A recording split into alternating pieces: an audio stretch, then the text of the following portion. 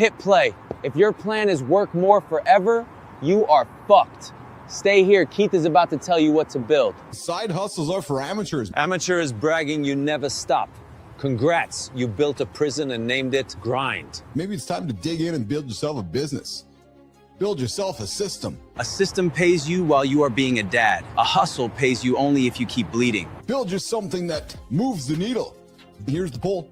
What's your biggest energy drain lately? My biggest energy drain is pretending I am fine. Next question. Sleeping it off? Stress and mental load?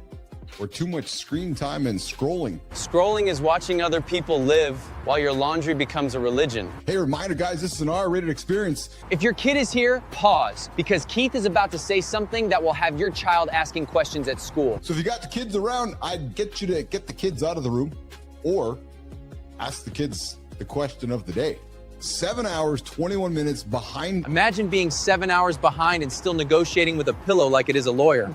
The guy who has not been hitting the snooze button. So that little button wrecking your life. Snooze is you telling your future self, hey, you handle the consequences, I am tired. 7 hours, 441 minutes behind. Keith is doing snooze math like it is a murder trial. Exhibit A, your bed. Exhibit B, your excuses. Yes! The United States government advising the best foods to insert into the rectum. I woke up for leadership and accountability and got butt food headlines. America is speedrunning embarrassment. Hey, I'm just reading the news. Same. We are just watching like you, and somehow we are the idiots for having Wi-Fi. That's all that I'm doing here. They're telling us that they're going to advise us on the best food to insert it to your rectum. Hey, AI models boosting food allergy and diagnosis accuracies by 40%. And a study finds AIs can judge empathy. Stop the side hustle. Actually stop it. If your side hustle makes you snap at your wife, it is not a hustle. It is a hostage situation. Go kiss your kids, go love your wife. If your family only gets the leftovers version of you, the money is not worth the trade. And go stop the side hustle, because I think it might be wasting your time just spinning your wheels, not doing anything. Everybody's chasing content like it's the prize. But the internet doesn't have a content problem. No, it has a belonging problem. Belonging is why you rewatch a show. Content is why you forget you even watched. We do not just produce live shows or build networks. No, we build the companion layer that makes people return tomorrow. Return tomorrow means you built trust. Viral means you got drive-by attention from people who won't remember your name. We sure do, guys. And the character in the universe engine that helps and blurs the line between real humans and AI. We were showing the difference between, there's a couple fucking horses, I swear to God, eyes real close together. John is diagnosing horses like he is judging a barbecue. Eyes too close, meat is undercooked. These motherfuckers didn't have a clue. The motherfuckers, the eyes way apart, they were doing all sorts of crazy shit. There's like the trainer would just think about it, and the guy and the horse would do it. Oh yeah. The eye gap's mostly myth. No solid science links eye spacing to brains. Keith just fact-checked a horse conspiracy in real time. This is why we pay taxes. A horse has a wider range, can see wider, probably more confident because he has a better idea what's going on around him. So it's funny because me too, man. The last 24 hours were very much a predictable, a boring, mundane. I actually loved it. A boring day is peace. Some of you are so addicted to chaos, you think calm is depression. I hit all my marks. Yeah, I got nothing. I do what I want every day. But you don't ask yourself these questions. I mean, I purposely don't need to seek some piece of excitement daily to keep my life exciting. My fucking life is a choice. That is the realest shit said today. If you don't choose, you get assigned. When this show's over, Lola's waiting for me at the top of the stairs. That little greeting is the dividend. You grind so you can feel that and not rush past it. Greeting me. That little moment, that 20-second moment, I have such joy in the mundane of that moment. It brings me such happiness, right? So look, you must choose your life. Otherwise, life will choose you. 100%. Yes. You won't like what life chooses for you. She goes, even though everybody in my world is telling me, take the money, I'm feeling like I want to wake up inspired. The payoff of being inspired on a daily basis and rewarded and inspiring others on a daily basis, you're going to turn that 20 grand nut, like you said, to a 400 grand nut payoff. I said, look, another piece of advice for any of you guys listening. don't take the advice from somebody unless they are where you want to be. If they are still stuck, their advice is just coping. Ask someone who escaped. At your age or younger. Don't fucking take advice from somebody that's in your same position that's fucking 25 years older. You're already there, for Christ's sake. And yes, petro owls will fuck you up too. I don't know what a petro owl is, but I already hate it. Sounds like it lives at a gas station. And dude, I'm telling you, when I hit the fucking brights, these fuckers took off running.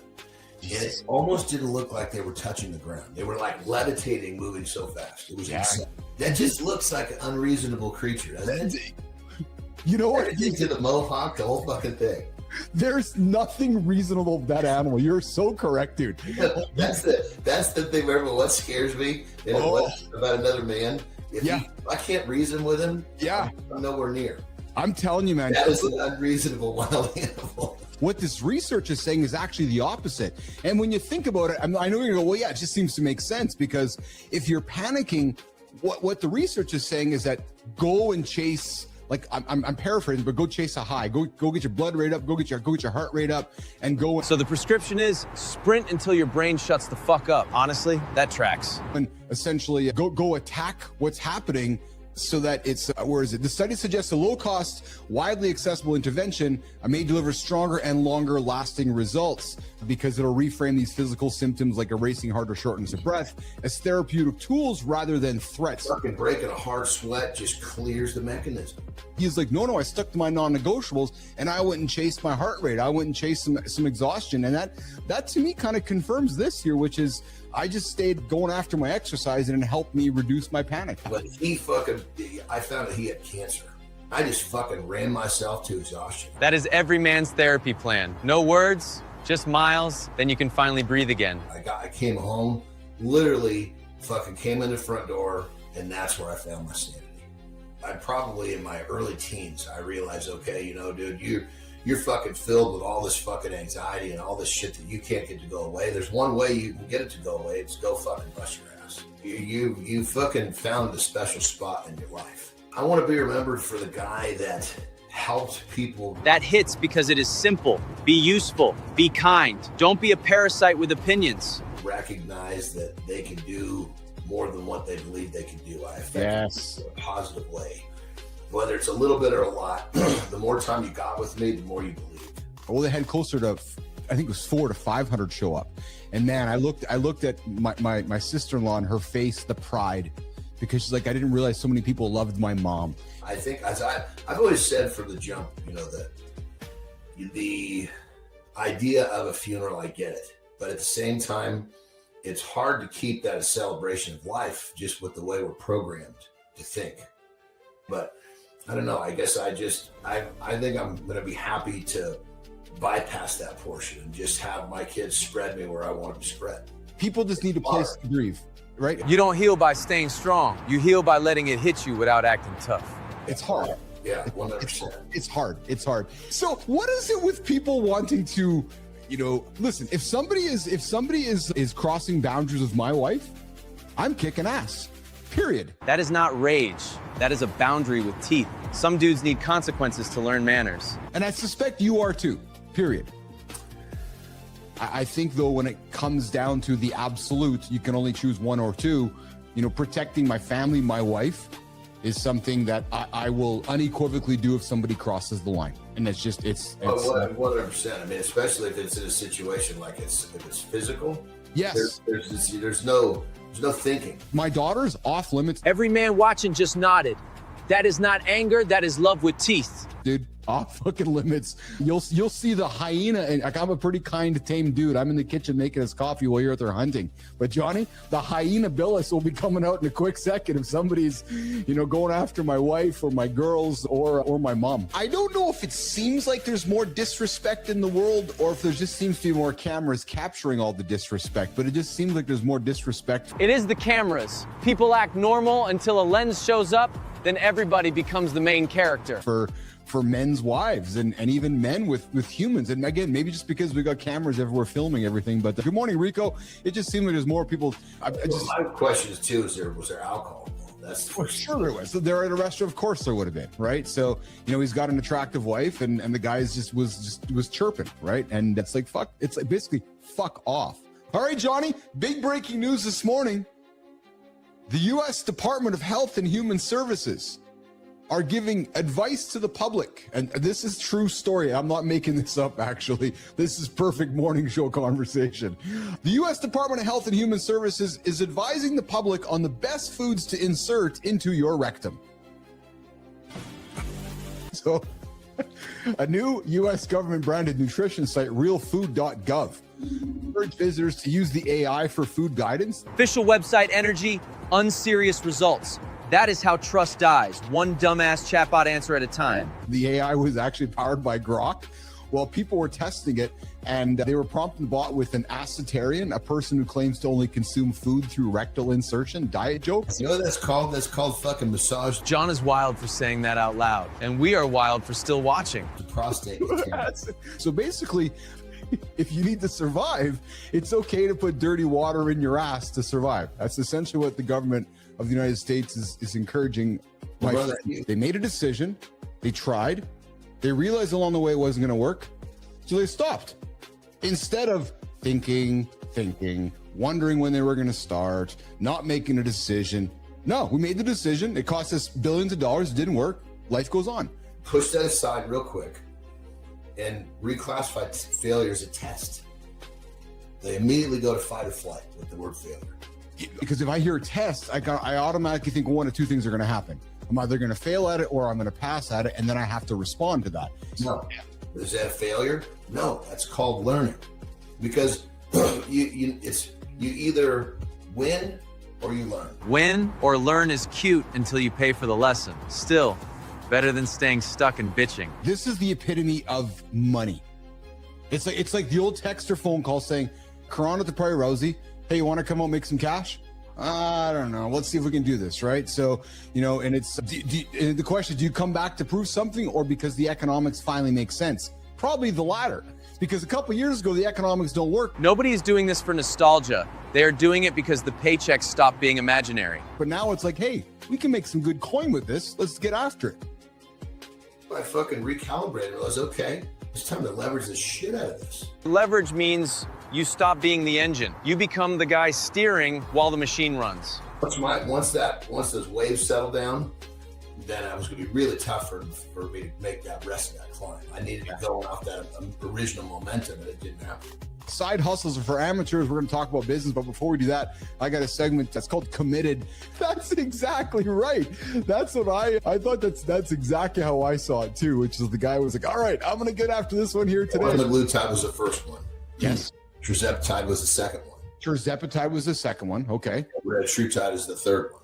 Now they actually have a fourth one in the makings. So when all of a sudden that 5% turns into 75%, there's going to be a huge amount of that 75% that want nothing to do with a needle. So they're already starting to move towards orals for all of this stuff, which will basically make it more accessible, but will be less effective. And when I say 10 to 1, it's more just making a statement. It's the difference between taking a sub-Q and taking it orally. There's almost not a comparison. I mean, this whole sub-Q thing is so misunderstood. So I'm the pussy who's scared of the needle. Just call me out. Okay, Bill. So the point is that if people can realize, okay, I can do all the fucking research I want, but I need to get with someone who can help me understand what my best choice is going to be. I'd say going out and reading and trying to figure all this shit out confuses the hell out of people. Well, how many other things did you not like that you learned to fucking realize that made no fucking difference? That's the first thing you got to ask yourself. It's people hide behind, oh, I don't like it. Well, you don't like a lot of shit. Yes. I don't like to fucking brush my teeth, but I do it every day. If you only do what you like, you end up soft, broke, and confused. Do the boring shit. Well, there's no question that red is its own creature. It has the benefits are pretty fucking nuts. Like, first thing that I say to someone, if they want to know what I've discovered, first question I'm going to ask is, are you willing to set alarms to eat on the clock? If they say no, I say, well, then my advice is not going to be applicable to you.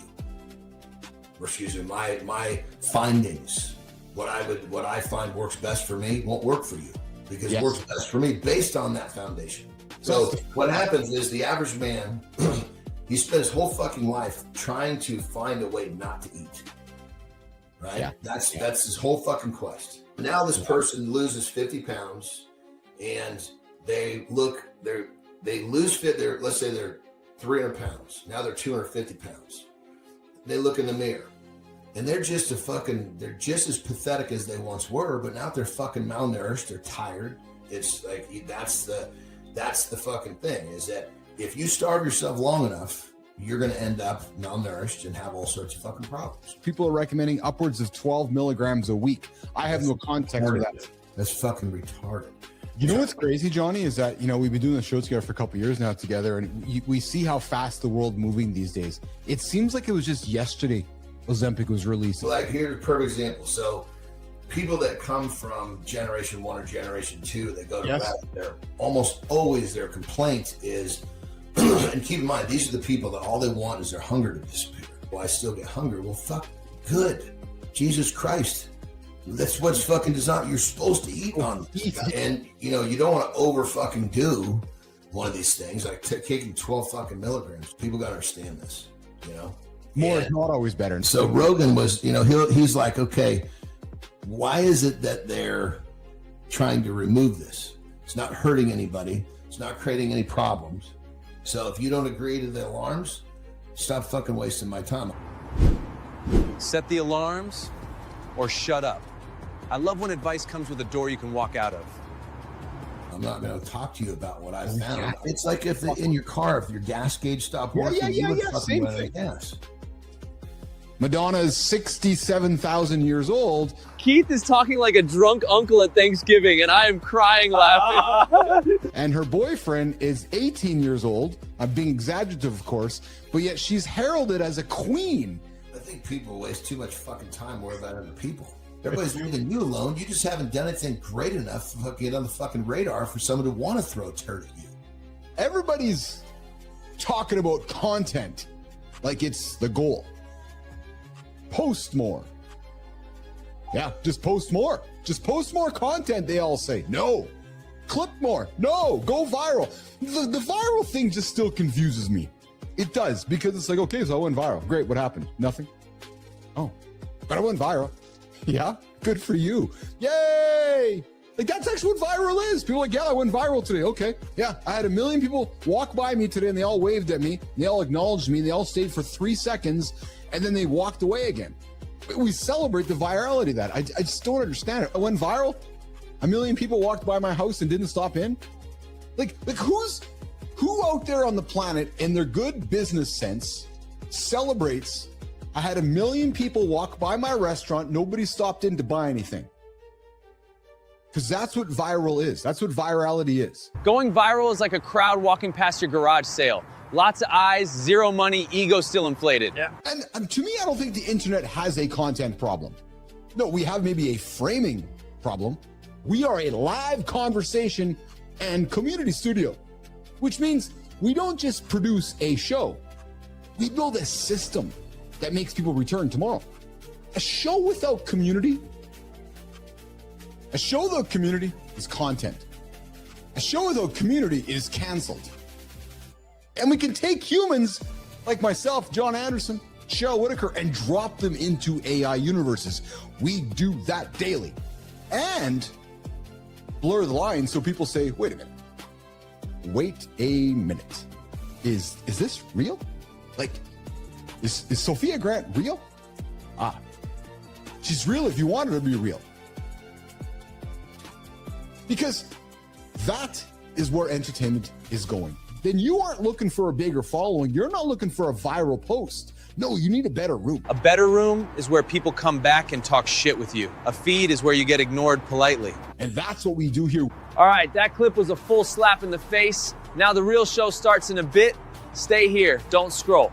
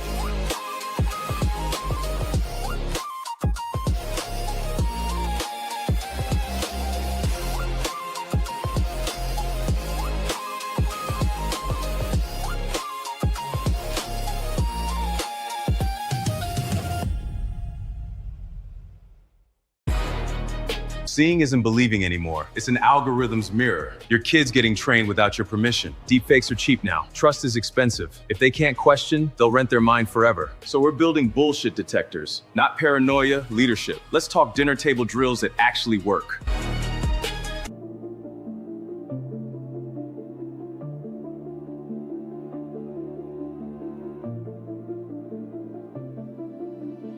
Good morning and welcome back to Mornings in the Lab with Keith, John, and friends.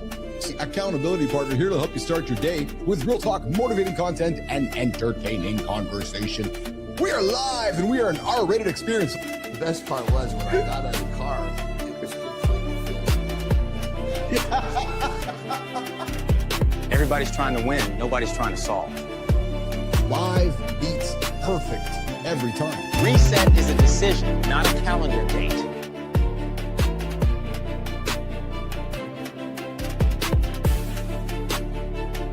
Listening is how you find the real problem underneath the surface.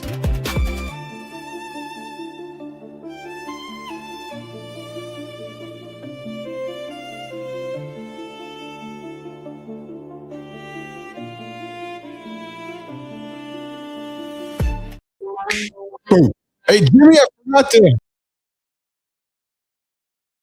We might be running over there a little bit. Hey, there's two of me up there. Hey, good morning, everybody. How do you raise a kid with built-in bullshit everywhere? I'm just wondering. I'm asking the question. How do you raise a kid with a built-in bullshit detector when even the adults can't tell what's real? I can't imagine raising kids in a world where we don't know what's real. Real is not real. Real is real, or real isn't even real. Yeah. Hey, we're talking about it coming up. But first, good morning and welcome back to Mornings in the Lab with Keith, John, and friends, your live morning show for real talk, motivating content, your morning show in a box. Yes, entertaining conversations that help you start your day with momentum and positive energy. First things first, guys, this is an R-rated experience. If you got the kids around, ask the kids to leave. Or if you are easily offended by content that might just tickle your fancy, I'd ask you to put the headphones in. Yes, true story. And hey, to all the lurkers out there and little listeners out there, come hang out with us. See you guys out there in the comments. Good morning, Holroyd. Good morning, Sullivan. I beat you guys on the check-in today. Yes, I did. You're wondering what I'm talking about? Come check us out, mitl.live. Morningsinthelab.live. You have a chance to get up and check yourself in, show some accountability, show some proof, show that you're up, show that you're at it. Show that you're part of a community that's helping you get up and get after your goals. It doesn't cost you anything. It actually, all it does is make you feel good. True story. Because you check in, you come hang out with us on the show, and we're going to give you some energy to get up and get after it and go and achieve some big audacious goals. mitl.live, mitl.live, morningsinthelab.live. I see Jimmy there at the stash. I see Holroyd over there, and I see Sullivan over there as well. Good job, you guys. Come out and check it up. And hey, while you're there, we got the daily poll as well. Yes, the daily poll. When you get home, what's the first move that makes you a present dad? Jimmy? What's the first move that makes you a present dad? Me, I pick up my phone. Oh, I'm just kidding. All you motherfuckers out there. Hey, what's the first thing you do when you get home? Do you ask your kids how they've been? Do you have one real convo at dinner? Or do you go into the toilet and sit down and pick up a magazine and shut the world out? Hey, I knew dads back in the quote unquote olden days that did that. True story. And hey, the daily question, good job, Kai. The daily question goes like this. What emotion have you been avoiding lately? And what's one honest sentence you could say about it out loud? Yeah, so what is it? What's the emotion you got? Chalk it up, check it out. Come check out the morning poll, the morning question, and come check into the show. And if you're watching this on demand, I'll be kind to you. Yeah, I'll be kind to you. Come check in anyways. Come check in, come say hello, and maybe this will give you some motivation to come hang out with us every single day live, 8 o'clock on the Mornings in the Lab live network. Of course, first at 7:30 Eastern time with Matt Roof. Did I say Matt Roof? Yeah, Roof is joining the show today. Oh, I'm excited. We got the Roofmeister joining us in about 30 minutes or so. He's going to come hang out with Keith and John this morning. We're going to catch up with Matt and see what's going on in his world. I can't wait to sit down with him coming up on the big show here today. So, guys, accountability check-in for all the snoozers out there. Guess what? Hey, Jimmy, guess what? How many minutes are we all behind right now? Y'all getting tired of me reminding you? Well, guess what? You're 7 hours, 30 minutes behind. 7.5 hours behind producer Jimmy, who never hits the snooze button. Jimmy hasn't slept in 30 years. Yeah, the guy hasn't slept forever. So you talk about no snoozing. The guy's so far ahead of you, you don't even know what to do. 7 hours, 30 minutes, you have lost of your life by laying there hitting a button. Man, I'm telling you, for the rest of my life, I'm going to perpetuate this to make all of you lazy mofos laying in bed going, oh, I'm just going to hit the button one more time. Yeah. Oh, yeah. One more time. 450 minutes late. One more time. All right. I got the notification, Jimmy. Possibly 2 minutes late, says Anderson. We know what that means. He must be cutting one off. Late there. So we got Anderson joining us this morning, coming up on the show here. I'm wondering how he's getting into the lab this morning. Yesterday he arrived by ostrich. The day before he arrived by the Filipino jeepney, and the day before that I think he arrived by camel or elephant. Hey, packed show today. Good morning, my baby. Speaking of sleeping in. Hey, baby. Yeah. It's 5:25. Okay. I got a coffee going for you. Okay. The old handsome chief goes downstairs and gets some working out in, and all of a sudden you hear some banging around. Boom, boom, boom, boom. Coffee machine running. Yeah. 70 some odd minutes later. Many snooze buttons behind. My extremely beautiful wife getting up and getting after it. I knew that emoji was coming. Hey, packed show today. Listen, I got to put this one on the table. Yep. Prince Andrew, I'm sorry, actually, Jimmy, he's not the prince anymore. No, Andrew Mountbatten, or whatever his name is, arrested. So, I really don't, listen, I know that Holroyd and Sullivan really don't care that he's arrested. That's really not the conversation. It's more so about, like, is anybody left on the planet that is actually above the law? Right? Like this whole Epstein situation is just capturing everybody in his big dragnet. We wake up this morning to this dude who's getting questioned behind the clinker, and maybe nobody's above the law. Maybe this is finally coming down and catching some of the world's elite. We're going to talk about it coming up on the show. And hey, I kind of teased this yesterday. For the longest time, people will be like, oh yeah, AI is not empathetic. Well, hey, there's a study finding that AI actually can judge empathetic communication like experts. And hey, men and women benefiting from different diets for longevity. No shit, Sherlock. And AI models are boosting food allergy diagnosis by 40%. This is pretty cool because I think all of us up until now to get allergies, I think to get allergy tests done, you just stick in a bunch of pins and you pin. Well, they got some AI models that are increasing the effectiveness of that by up to 40%. So maybe less pins in our body and more results along the way. Kai, yes, that's the whole point. He is involved in the whole, it's actually the Andrew Files, so to speak. AI execs are warning white collar automation can accelerate within months. We know that. We're going to talk about it coming up as well. And yeah, then we got some cool stuff. So Roofy's going to join us. We're going to catch up with Roofy. He has been here for a few weeks. Going to catch up with what's happening in the Roofsters world. And then I got some stuff over on the Curiosity. Cash, don't call me Cache, says Kai. Producer Kai. And no, she goes, it's Cash, isn't it? I'm like, what? Is it Cash? So actually, hey, Nation, is it Cash or Cache? What is it? What do you call it? Cache or cash? Hey, Kai, maybe that's the question of the day for tomorrow.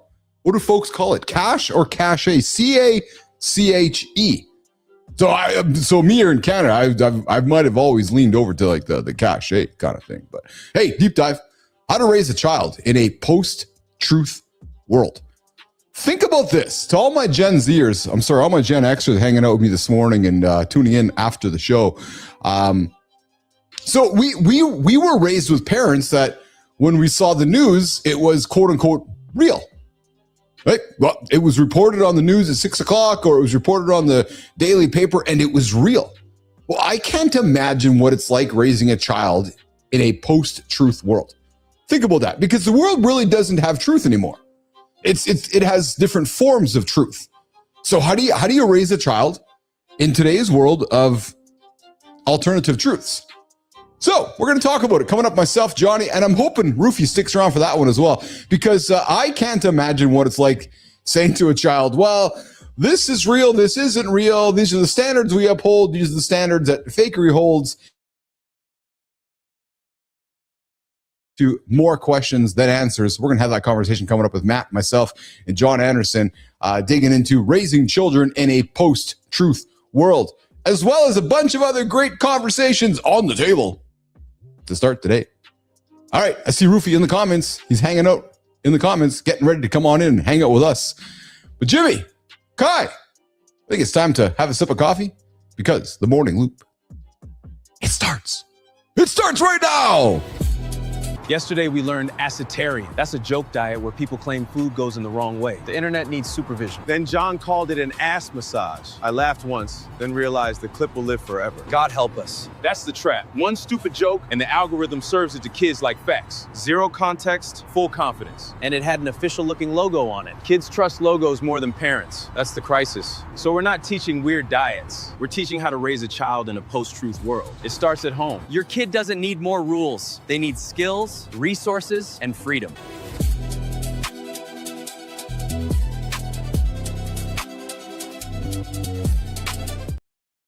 Good morning, good time. I see you out there to check in this morning. Good time? Did you check in? Hey, did you check in? Before we do that, though, I got to tell you, Neiman, I love that, where whoever makes that video where you guys kind of scan down and the whole team is standing there in the lobby there of the Mornings in the Lab studios. That is a cool freaking shot, man. That's just, I see that shot. I feel such pride.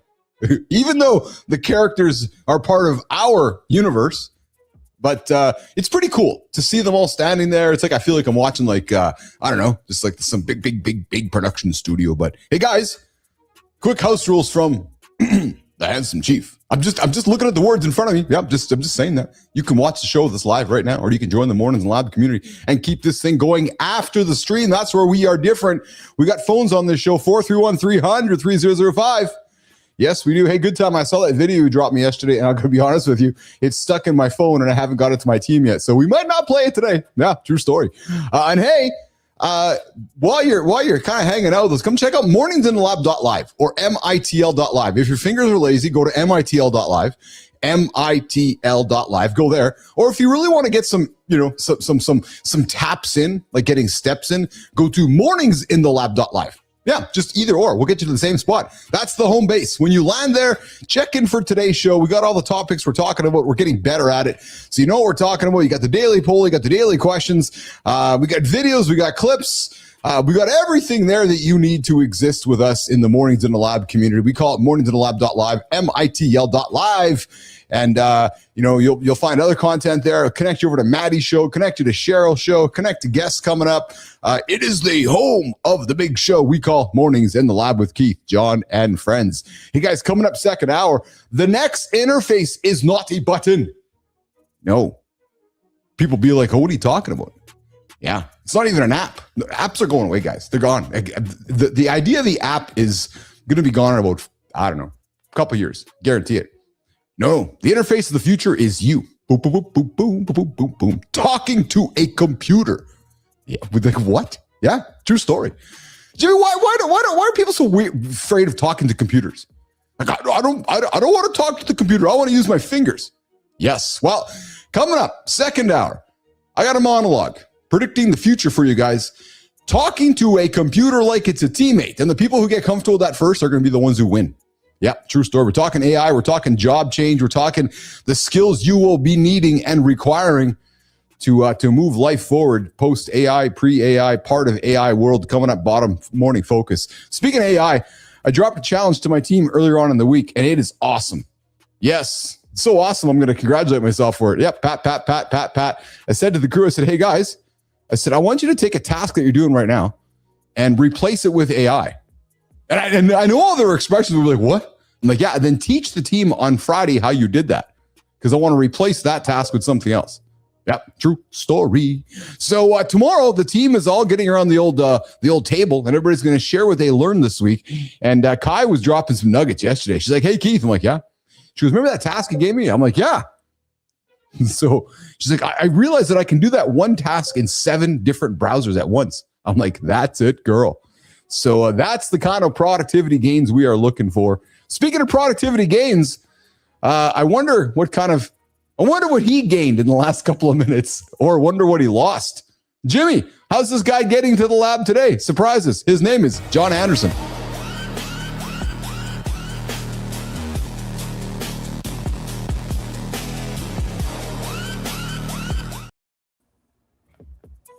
I love the camera angle. That's beautiful. You know, How are you, man? You're blurry. You're blurry. You're blurry. what the hell? It did. I swear to God, it wasn't. It was blurry. I must have, when I saw myself on the ass. On the donkey. That's what it was. Yeah, on the assitarian. You know what? So Kai just said it. I don't think a donkey could hold you. I'd be actually truthful. A donkey probably couldn't hold you up. That would be a good question. Let's ask Grok. What's the capacity of a donkey?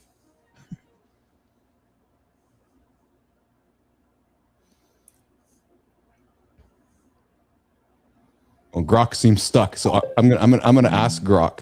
Hey, Grok, what's the capacity of a donkey? A donkey's carrying capacity depends on the breed and health, but a healthy adult standard donkey, like a Mediterranean or American, can haul about 20 to 25% of its body weight. So if it's 400 pounds, you're looking at 80 to 100 pounds comfortably. More than that, and you're just being cruel. Oh yeah, it's not carrying you, dude. There's no way you're gonna crush Jimmy. You're gonna get us in big fucking trouble with the animal lovers out there. Jesus Christ. Yeah. So you see John sitting on it, and then just the animal just crushing under its weight, just falling, just crushing. I do remember when I was in college. Yes. There was this place. I was up in Oregon. There was this place called Canita. Okay. Yeah. And it was an Indian reservation, and basically you'd go there just to kind of hang out. It was in Eastern Oregon, so it was warmer out there. So you'd go out there. They had pools, and you'd stay the night in teepees and shit. Different activities you can do, and one of them was horseback riding. Okay. And it wasn't like they just cut you loose with a horse. It was like they fucking led you around. Yes. But I do remember later in college, I weighed too much to get on their horses. Because you were the fat guy. No, in college, dude. I was the fat guy. I'm sorry, I missed that. Yeah. No, I mean, as a fat guy, I was never really weighed that much because I was a little fucker. Yeah. You know what I mean? Yes. Yeah. Well, yeah. When we were in the Lamu in Kenya a few years ago, we were on an island doing some vacationing and hanging out. Johnny, the entire mode of transportation on the island was all donkeys. It had no cars, just feet and donkeys. So it was... interesting thing about donkeys is so where this is really fucking weird. So my California house. Yes. Basically there's one of the really cool fucking viewpoints is when you look out across the lake, you look at this mountain range and it's got all these fucking crazy colors. Keep in mind it's deserts. There's no greenery. There's no trees. Yeah, of course. But you see like this, I guess you'd say like a really strong tint of green on the dirt. Yes. It's a mineral because it was a mine at one point. Yeah. Right? Yeah. So as legend has it, when they were mining up there fucking forever ago and our economy went to the shits or whatever happened, all these fucking miners, they went broke and they couldn't feed the animals. So they just let a whole bunch of donkeys go into the wild. Oh. Fucking made it.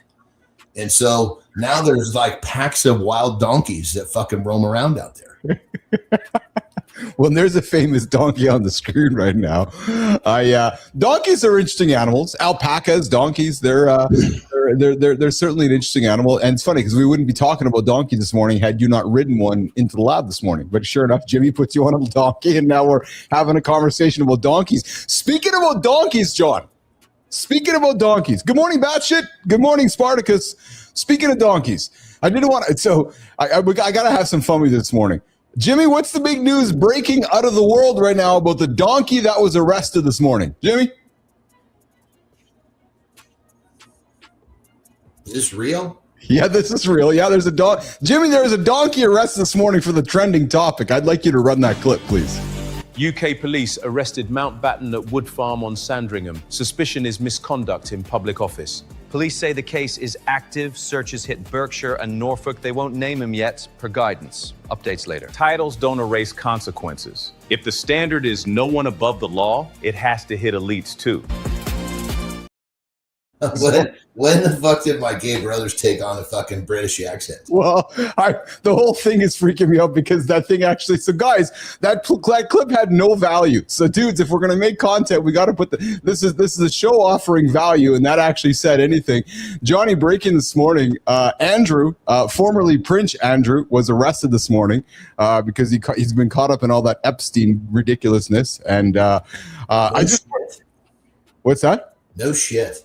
Yes. So I put it out there because I know Lauren and I have been talking a little bit lately. And is this finally where some of the world's big names are going to get kind of caught up in this mess? Because this thing's not going away. So this guy was arrested this morning. Dude, it's just like we just recently watched the entertainment world version of this. Yep. This is the Epstein is the elites. Yes. Right? Yes.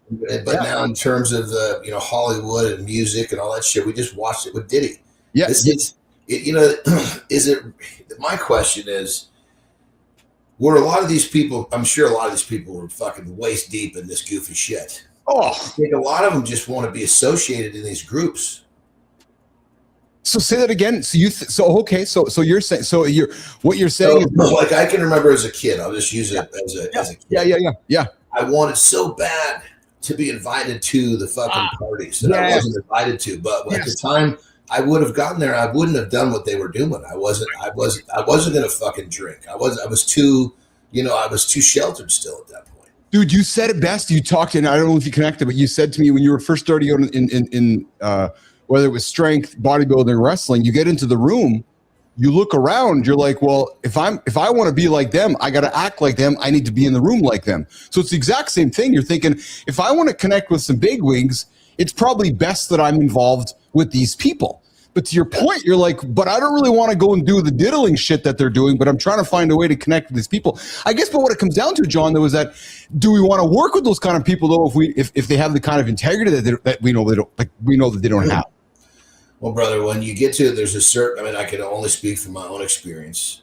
Depending on how bad you want something, you'll overlook a lot of shit. Now, granted, I wouldn't have overlooked some of the stuff that I'm hearing about in this fucking Epstein thing. But that's my yes. But the point is you get into these rooms and you're like, in most cases, you experience some of it before you get there because they're not going to bring someone that's just totally fucking blind to the situation. Yes. But what my big point, we were talking about this a while ago. I'm agreeing with everything you're saying. Plus, yes, it becomes so fucking normal. You don't realize that everybody else in the fucking world doesn't. It's like you spend. It's like what they say about the mafia people. Yeah, they're in their group to the point where it all seems so normal because they don't really interact with the outside world. No, dude, you nailed it right there. I know you don't like this word hate, but that's what is so bizarre about the normalization of what you just said, because these we get into circles, we get into units, we start thinking it's all appropriate. Next thing you know, it's quote unquote normalized, like you said, right? So, because dude, like Peter Atcha's name was on that list. We've talked about Peter Atcha, the longevity guy. Deepak Chopra has been on, Deepak Chopra was on the list. And there's names of people on these lists that you're like, oh. And then so today I was sitting having coffee and I'm like, okay, I guess we're talking about it because Andrew has now been caught up on it. And Prince Charles this morning, John, just before the show, was saying that justice has to do its thing, but it's fascinating, man. And so here's the question for you. Is accountability finally catching up, or do you suspect it's just another one of these things where men, I'll just say it, white, powerful men, I'll just say it as it is, John. I like to call it like it is. White, powerful men who just think they can get away with anything. Because you notice, I didn't see any black men on that list. There's so much. I honestly haven't looked close enough to see. No, neither have I. But I'm thinking about the names we've been getting caught up. It's a bunch of all these powerful, egotistical white men just caught up in all this bullshit. There you go. Say it. I'll call it like it is.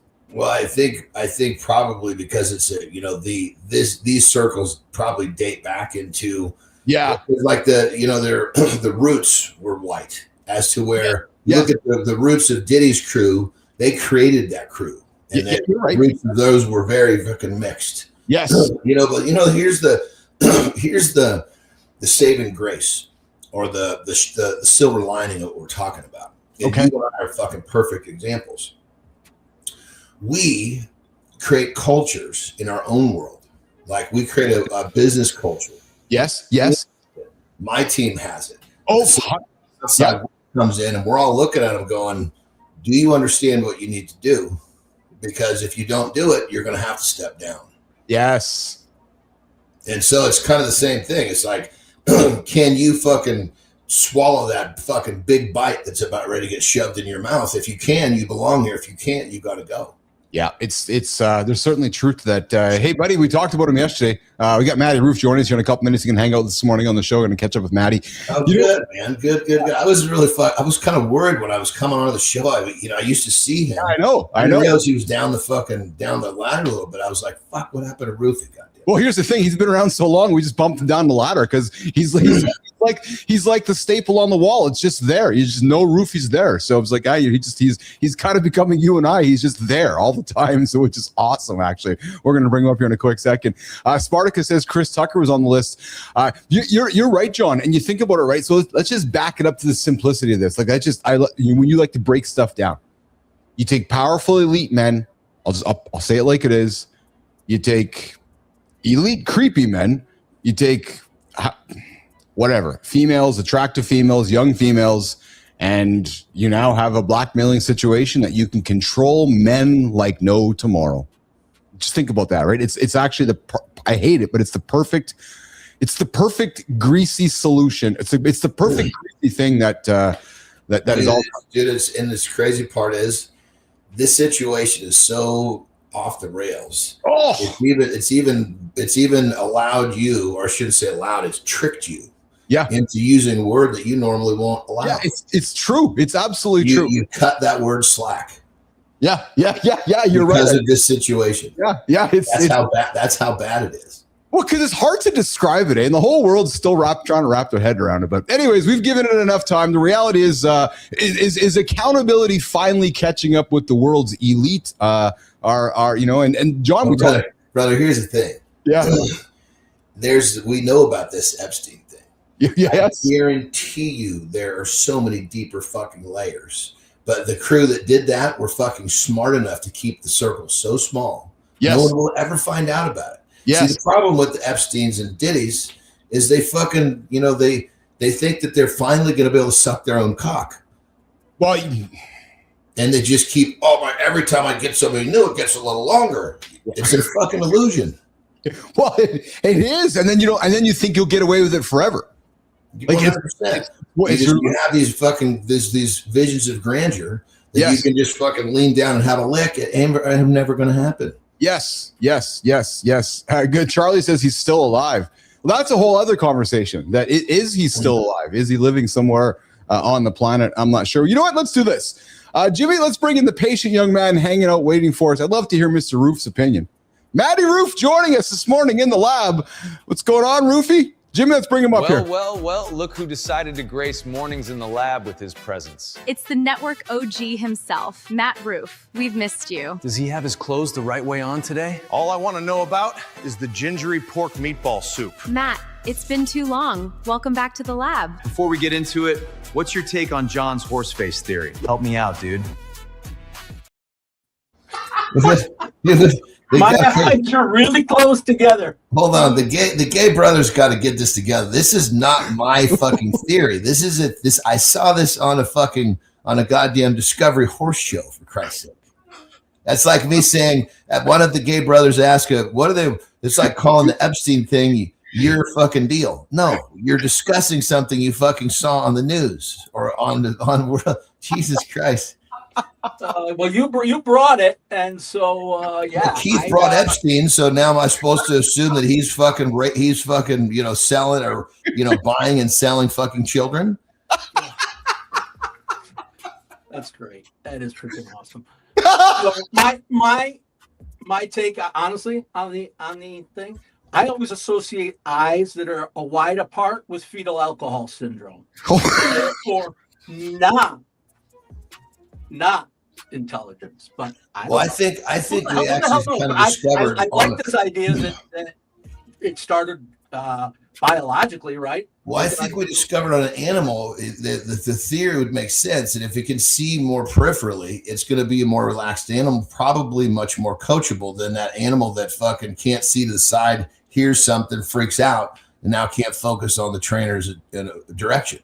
Right. Hey, Billis, maybe Sid could have used some wider eyes. You might have seen Gudis coming. Oh my God! So Rufy, I'm not even going to address your jersey. So Johnny, Team Canada played yesterday. USA played yesterday. Yes, I know your guys won and my guys won, and we're going to meet on Saturday. We'll have the chat next week, Rufy. We'll have the chat next week. Hey, so you talking about wide eyes, Johnny, Maddie, Kai? I got some words of wisdom here. Are we talking wide or are we talking wide?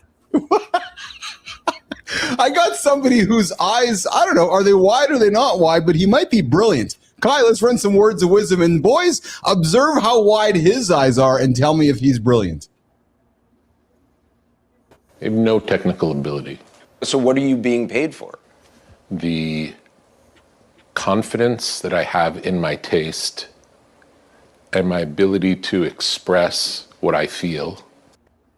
So I put that on there. Rick Rubin, the famous, I'm a huge fan of Rick Rubin, famous producer Rick Rubin. And Johnny, I put that on there because he used the word feel. You're a big fan of feel. And the question Anderson asked him was, like, what are you hired for? Like, what's your skills? He's like, I don't really have any skills. People hire me for my confidence and for how I essentially make them because of what I know, about how I feel about something. You can listen to something and know if it's going to work. Yes. There's actually a word for it. It's called discernment. And it's something that all leaders have, which is the ability to judge and say, this is bullshit and this is good. And you just know. And it's something that you're trained in. It's discernment. Matt, hold on. I'd like to correct you. There's a leader of your country that I don't know what discernment is. Oh, he doesn't. Yeah. but I put that clip with Ruben up there because we always talk about feelings, Johnny, and I know Petro is wants evidence. It's hard to quantify feelings, but Ruben talks about it, man. Sometimes you just know. And John, we were talking about it's great that it's nice to have your science. Yes, right? yes. But science is not always the first, and it's not always the strongest evidence. I mean, me personally, I have led science in multiple discoveries. Okay. So I not back up what I did with protein for fucking almost a decade. Well, yeah, you didn't listen to the science. You're like, no. I did I just did what worked for me. That's what I mean. If the science says it's not going to work for everybody else, that's fine, but it's working for me. So I guess you all are kind of fucked. Well, yeah. And if it's your science, how is that incorrect? Well, it's just, here's the thing. Most people don't repeat one thing enough to gather the data to understand what's truly going on. You understand how much you have to repeat the same fucking thing over and over with different fucking angles on different types of data to register that something is actually working, where you can stand on it and say, I don't care what anybody else says. Yes. Most people don't have that repetitive nature, or they don't have the fucking guts to stick in that repetitive nature to truly gather the data to stand on to believe in what they're doing because they've done it enough. An undeniable belief. Gift. Repetition feels good to me. That's why I fucking became good at what I did. Yes. Oh, I can relate to that. So Matt, I'm curious to you because you have gotten into repetition with your show now. Now you're into a regular rhythm. It's just what you do now. Yeah. Can you hang on Johnny's comments there as well? I can. So July 7th, I went live, and I've gone live every single day, 7:30 a.m. Eastern. And what that has done for me in terms of my consistency and my routine, which I never had. I was a wake up whenever, whatever, but I know that I have this commitment and this accountability. So my consistency of showing up has led to my ability to build trust in myself and in others, and others trusting me now because I've proven I can be trustworthy by showing up every day. I don't know if that answered your question or not. Well, now think about this, brother. I love your discovery. Your discovery is so fucking amazing. I love to hear it, but I just want you to close your eyes and think about what you just said and how much you've advanced since July 7th, I believe, right? Now, It's real quick, just imagine when you multiply the feeling you have times 10, because once you've done something for a decade, now you can say you're consistent. But the difference when I say that's consistent on the highest level, you are consistent way consistent according to the everyday man. Oh, 100%. This is the difference between the greatness and not. When you do something consistently for a decade and you never miss, ever, now you've got it. So just think, you've made such amazing strides as you just explained. It gave me goose pimples to hear it. But just think what you have to come. You're going to look back at this day and go, fuck, I thought I understood. Well, you know, I love about it too, Johnny, is that it's inevitable. Like, Matt, it's inevitable for you because you've actually gotten over the hump now. And what I mean by that is that you made the decision in July. We're still here in February. The decision continues to perpetuate itself. Your mirror is giving you the evidence that you're trustworthy, that all the things you just talked about. So your own mirror continues to perpetuate your own truth, which I love. So to Anderson's point, like the next 10, 20 years, it's inevitable what happens to you. That's a good feeling, is it not? Oh, sure. To know that it's coming, even on the days when things suck, because trust me, I've had a lot of shitty days since July 7th. Yeah. I've still shown up. That gives me hey, listen, the least I can do is show up. Yes. Yeah, my kid's sick. The least I can do is show up. Yeah, I lost the job that was supposed to help me to get my kid out of his sickness. I still show up. Yes. All these things. And for me, that's self-reliance, self-awareness, and self-accountability. That wouldn't brother, your standard of all this, by the way, your standard of all this is going to change, because in 10 years, you'll never consider fucking 7 months consistent. You'll think I'm just fucking opening the door. But right now, you're where you were from your old standard to now. You feel great about your consistency because you've done a great job. But when you get to that point, you'll never look at 7 months as anything fucking to talk about. It's come and talk to me in 5 more years. Now I can start. Now I'll start claiming some consistency. It's such a cool. I love the way you always bump it up. The first time we ever had this conversation, John, you told me to come back and see you in a year. So I'm at 7 months. I'll see you in a year, and I'll see you in 5 years. You know what I'll tell you in 10 years? Yeah. Go 20. Come back and see me in a decade. Exactly. Yeah, I love it. It's so good. Because once you're here, it never stops. Yeah. Yeah. And Maddie, I bet you too, as you've been going through this journey yourself, in your own brain, you've reframed the words to get, right? Like, I get to get up and do this, even with my kids sick. I get to get up and do this when the days are shitty. Like, and I've gotten to know you over the last 7 months, or I know you've reframed that word in your head and you run towards it now, don't you, Rufy? Oh, absolutely. Absolutely. I was an escape artist in the past, or I discounted myself. Oh, that's not that big of a deal. Like, whatever, you know what I mean? But being able to get up and say, I get to do this. I am privileged to do this within myself is a priceless lesson that I'm in the process of learning and growing through. I love it. And the biggest gift that you have, brother, is you're putting it on Front Street for everybody else who was trying to see. I know. Because it's one thing when someone looks at me and goes, well, fuck, he's done multiple things for decades plus.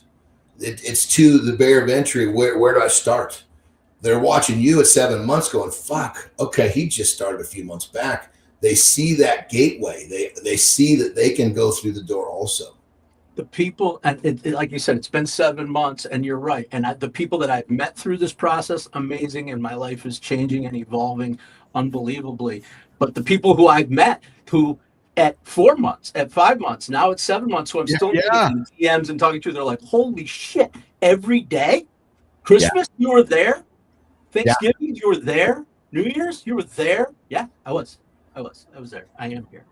But Maddie, let's just pause here for a second. So share with us how it's changed your own mirror, though. Like, actually your own mirror, your own attitude, your own philosophy on your life, like your own self. Seriously, bro.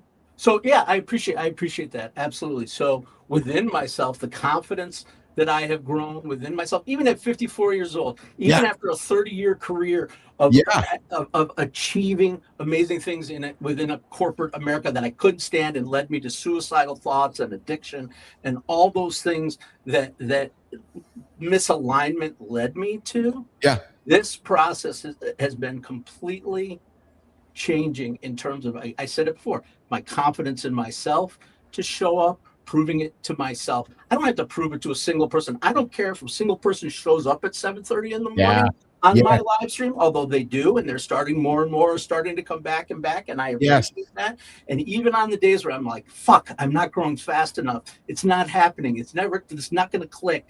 Nobody's getting this. I'm not reaching anybody. I can still say to myself, yeah, but I did it.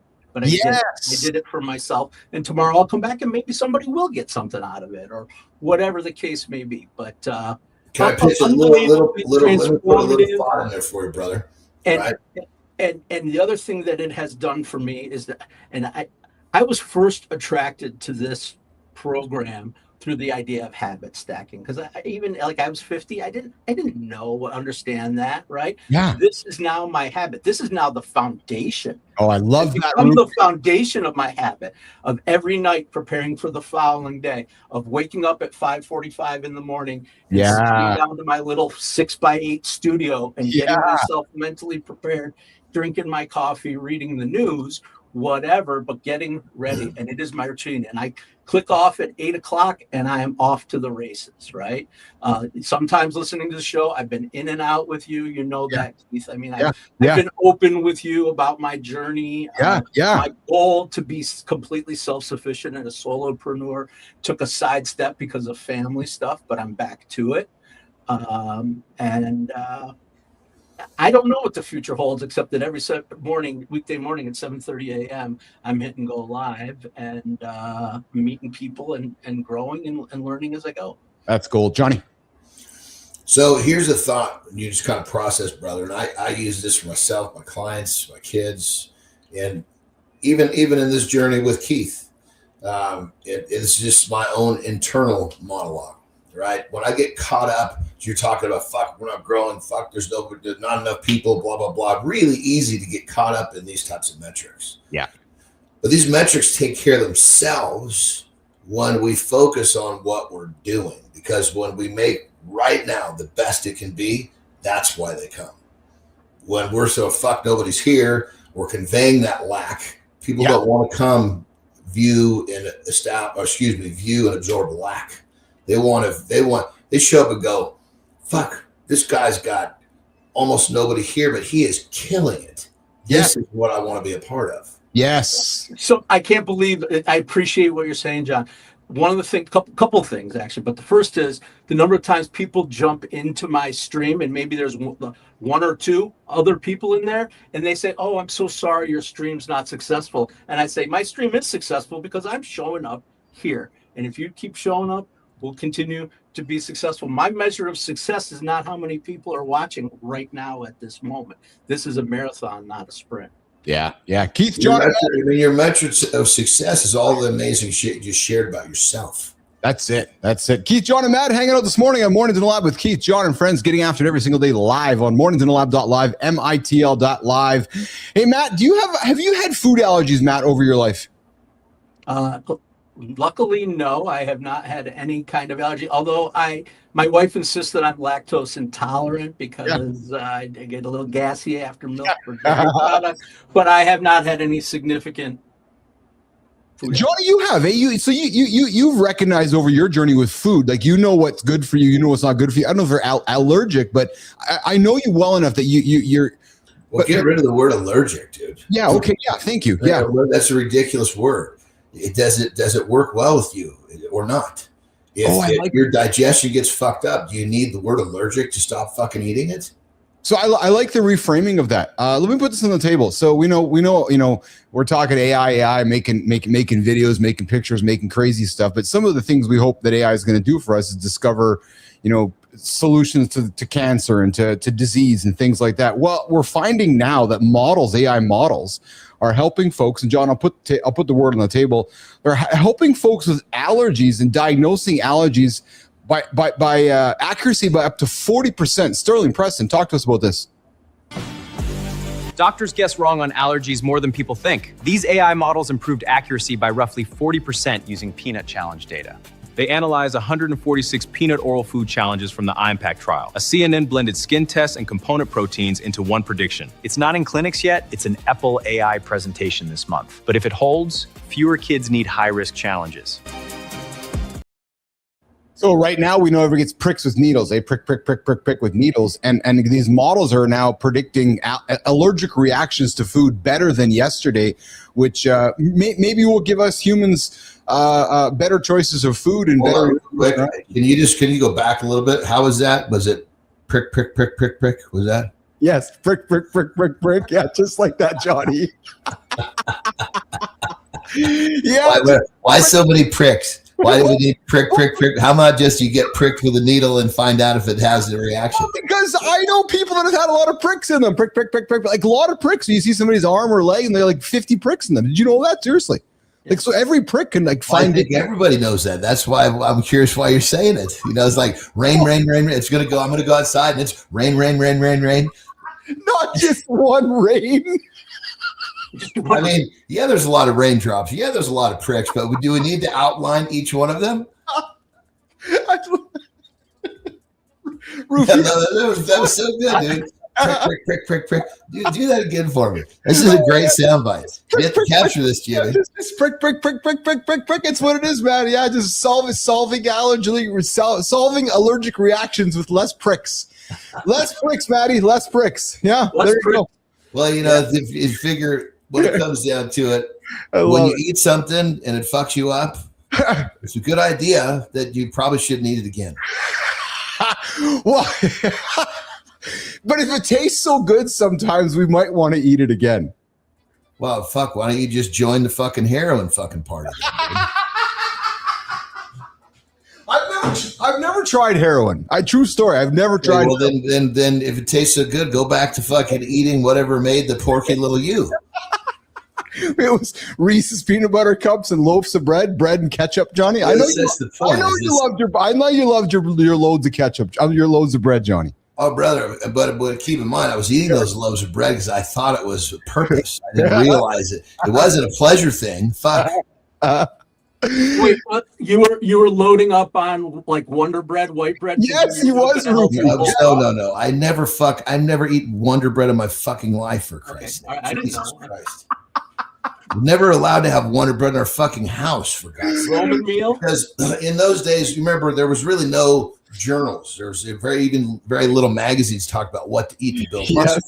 So you'd hear, I didn't even have a fucking TV. So you're hearing this shit. Oh, the TV says eat bread, eat wheat. Remember those commercials? So I'm fucking eating wheat bread, thinking that's the answer. But keep in mind, this is highly purpose, not pleasure-driven activity. Fuck, there's a lot of things I could have been eating that would have tasted a lot better than plain fucking wheat bread. Yeah. Hey, Roofy, did you enjoy Kermit the Frog growing up? Huge Muppet fan. Muppet fan.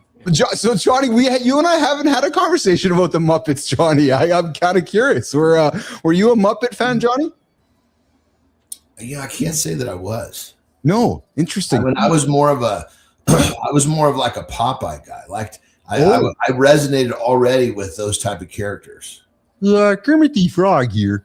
So Jim Henson was pretty good at being a puppeteer with Kermit the Frog. And I got a little video here, and you'll see how committed that Jim was when he brought Kermit the Frog on screen. So Kai, let's run the video of Jim Henson and how committed he was when he was talking with Kermit the Frog. Dude, that's so fitting. Kermit made it right there. Perfect. Well, it's a kind of a fleecing fabric. The first Kermit was made out of. What's there, will you? The first Kermit I made the first Kermit out of a spring coat of my mother's, and a couple of ping pong balls. I see. For the eyes. We still use ping pong balls. I don't. Humiliating. Yes. Like, look how good. Like, he's not like the talent. Kermit's talking. Henson's face is straight. And Kermit's voice is going after him. Like that is a committed skill, John Anderson, Matt Ruth. Like that is fucking good, man. And you know that is fucking great practice, man. Yes. You know how much fucking practice you got to do to nail that down? How much did Kermit say without saying a word while Henson is talking? And that's just his hand inside of a felt sack, for Christ's sake. And he's making all this expression with just his finger. It is unbelievable. That's why I love showing examples, Johnny, because it's these little examples through all of our life when we look at the greats. John, we talk about Kobe on the show and so forth. And this is a good example. It's a fucking puppet, a guy and his hand in a sock, and how it arguably probably one of, if not the world's greatest with that. Think about how often he had to do that when nobody was watching. Ruthie, we talk back to nobody watching. Yeah, absolutely. Hours of him doing that, nobody watching, for Anderson, that 1-2 minute moment on stage or behind the camera where all of a sudden the world's like, holy smokes, that's pretty damn good. But that's a great example of a million hours of nobody paying attention for 1 minute of essentially celebration. Absolutely. So I had the pleasure of going to the University of Maryland. Henson is a University of Maryland graduate. Oh, yeah. Yeah. So he donated, and the foundation donated a ton of money there. And he was in his freaking Maryland dorm rooms in like the 50s and 60s, I guess it was, doing these puppets. And he talks about that makes a lot of sense, though, doesn't it? Said, the hours of using his mother's coat with a ping pong balls attached to it, figuring out how to. It makes a lot of sense, though, doesn't it? It just shows the time that he invested. It's like, what was it? John Mayer was the same thing. He's just spent hours and hours in his dorm room playing a fucking guitar. Yes. They yes. say 10,000 hours, right? Isn't that the number? I think that's just a down payment. That's just that's the first level that most people need to see if they got the fucking sack to get to, because the greats, that's a down payment on their greatness. Yeah, yeah. Hey, guys, we often talk about longevity on this show. There's a recent study tracking 103,000 adults. Kai, let's get this one rolling here. A major study finding that men and women benefiting from different diets. I know how much we dislike the word, Johnny, but different diets for longevity. Kai, what happened? Sterling Preston, what happened with this one? UK tracked 103,000 adults for 11 years. 5 healthy patterns cut death risk, but men and women didn't win the same way. Women did best Mediterranean style. Men did best steady blood sugar eating. Fewer spikes from refined carbs and sugary drinks. The strongest longevity signal was fiber, not a trendy hack. Biggest risk was sugary drinks, so build meals around real food. I know you, Anderson. Hold on. I know you're going to jump on this one. Here was the key. The key was the fiber. Right. So those that ate more fiber, and I know you know this, which is why I wanted to celebrate with you, because I know you talk about it often. And it's a micronutrient. I want to go here with you, Anderson. It's a micronutrient that not enough people pay attention to. Right. So we're still focused on macro, but the power of the study really linked that the key to having people live longer was actually the fiber, Johnny. It was the fiber that was the one key. But it's very correct. I'm agreeing with everything, but they are missing the foundational level. Tell me. And it's very simple. And this one little phrase it's because I get this question all the time. Yeah. What's the best diet? Well, so it's, so first here's the answer. The one that you stick to. Yes. And the one, the one that works best for you. Right? Yeah. The science is compliance. Yeah,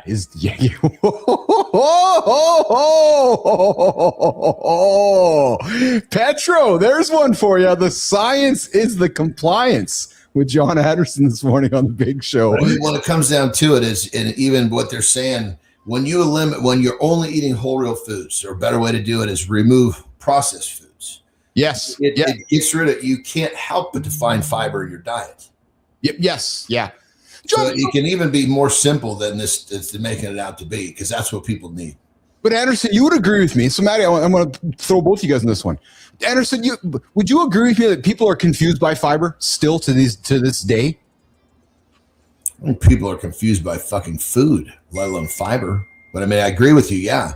I mean, most people think, oh, fiber, I'm going to shit my pants.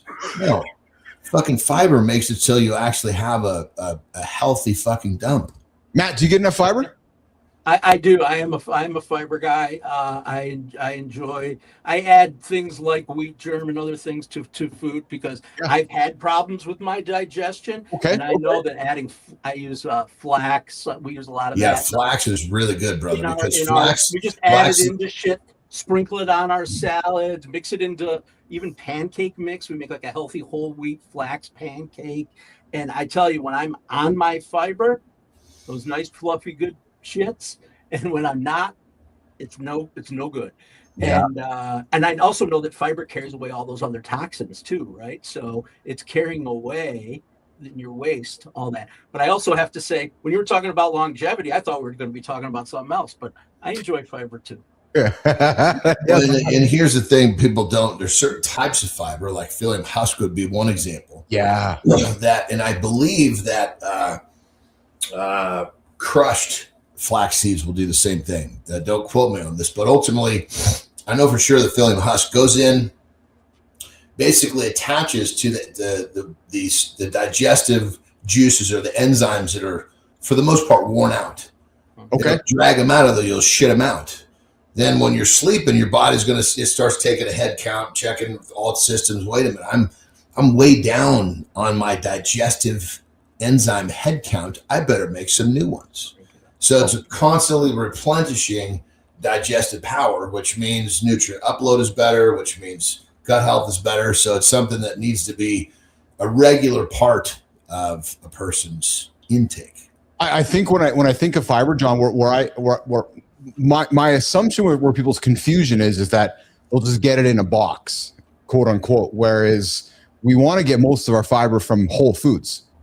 Correct? Well, if people think I'm going to get my protein in a fucking can of peanut butter. Yeah, that's what I mean. Same thing, right? It's like it's the way that we've been. It's the way that we've been trained to think, rather than which is about trained to spend our money when it comes down to. Yes. Versus, when you really understand, you realize that, and the thing about it is if you just fucking eat whole real foods, like Matt, I love what you're saying, but the pancake mix is not fucking helping the process. That makes sense? But we don't use pancake mix. We don't use anything out of a box.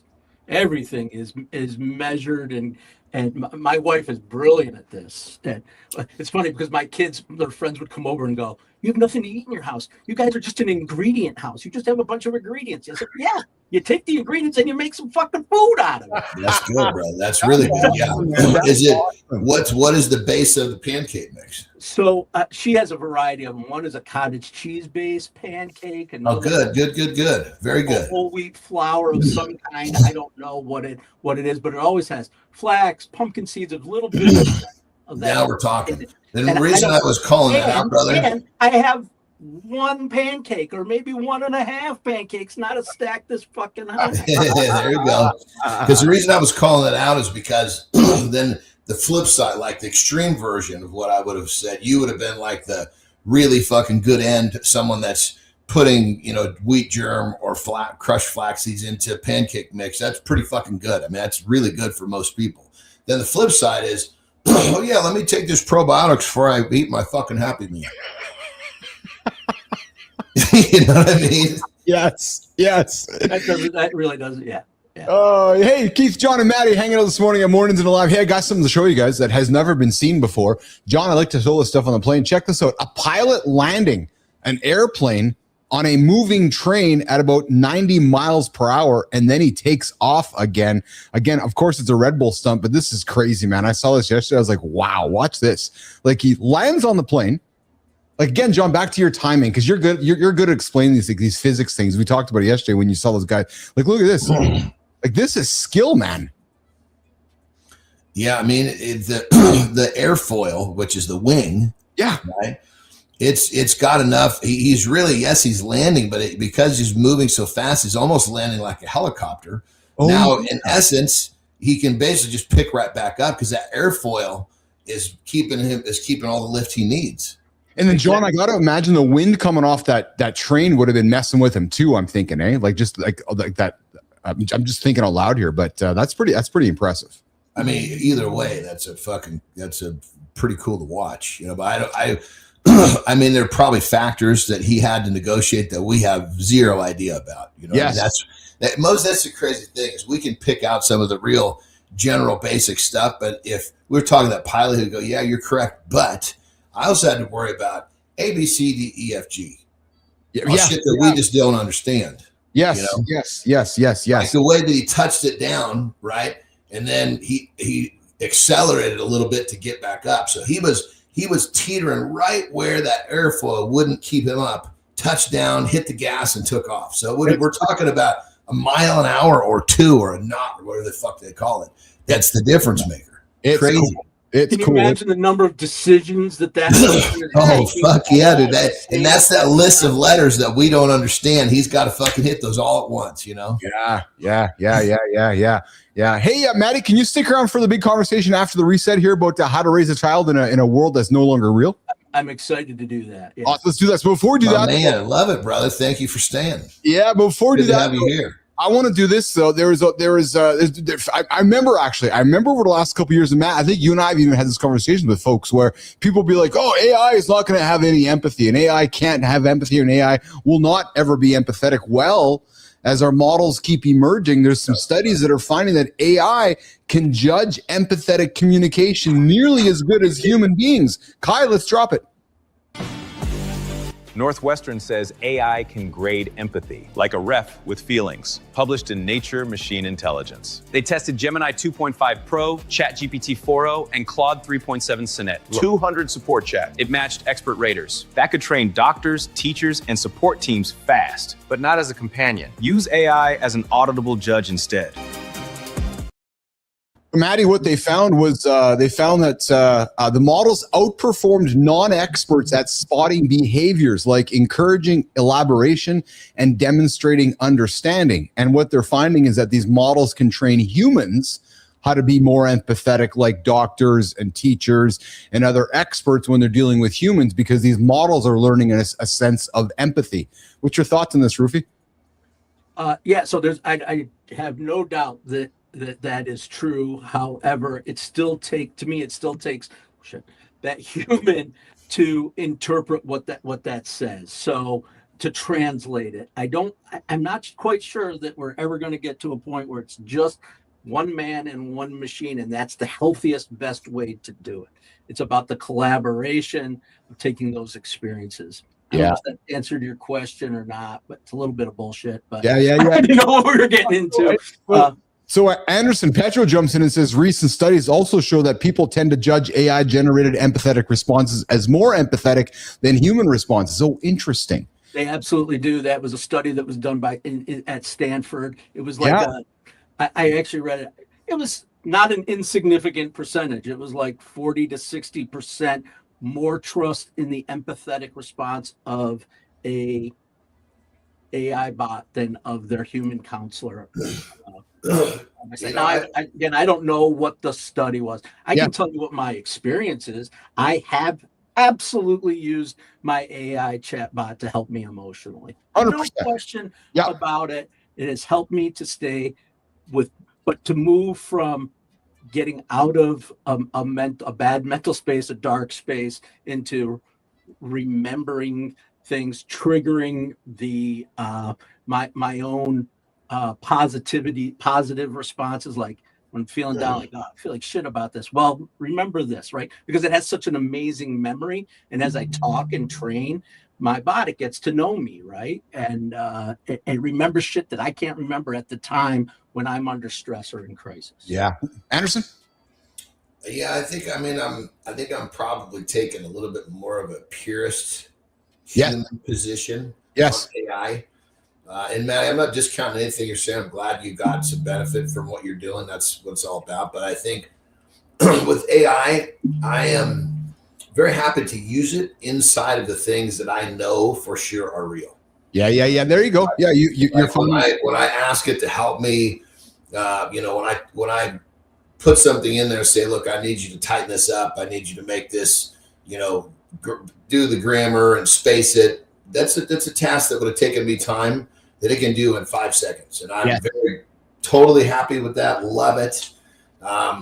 But, even like when it comes to like or I'll use it for like, hey, find me this phone number at this place, XYZ. But you start asking it to solve problems. Ask it 10 times. See what happens. It's going to give you different solutions. So you still have to have different solutions. But that would be assuming that they were all viable solutions. I wouldn't call some of what it's spitting back solutions. It's pleasing is what it's doing. Definitely. And so my point of being is that then all of a sudden when I take it into I bring that tool into my state, I want to be self-reliant with my state. I don't want to be leaning on something that potentially could be bringing forward something that I don't know that is the solution. Is it really a solution? I'm in some sort of a position where I'm not thinking clearly, and all of a sudden I swallow something that it's put in front of me that maybe really wouldn't have been something I would swallow had I been in the proper state. So, I mean, my whole life has been me managing me. I mean, I told my middle daughter, who's just like me, I said, when she was 18, I said, look, one of the biggest challenges you're going to have in your life is learning to manage yourself, but you got to learn to do it. And when you do that, you're going to be happy. But if you don't learn to do it, you're going to live a very conflicted life. So I take that job upon myself and my writing and my meditation time, my thinking. And I've been against counselors and psychologists and all this shit. I'm not saying that I don't research and read and test, but I guess I've just taken a very self-reliant position on AI with me. Interesting. Good morning, Rico. Good morning, Euro. Scott joining us from England this morning. I think Euro. You've been here before, and thanks for hanging out with us. We did talk a little bit about the dude who got arrested this morning, but we're talking about AI and having empathy and so forth right now. But here's what we're gonna do, guys. We're gonna reset. John, I want you to do lifestyle tip. We'll come back, reset hour 2, and come back and get into conversation about how to raise a child in a non-truth world. Kai, let's get after it. Lifestyle tip.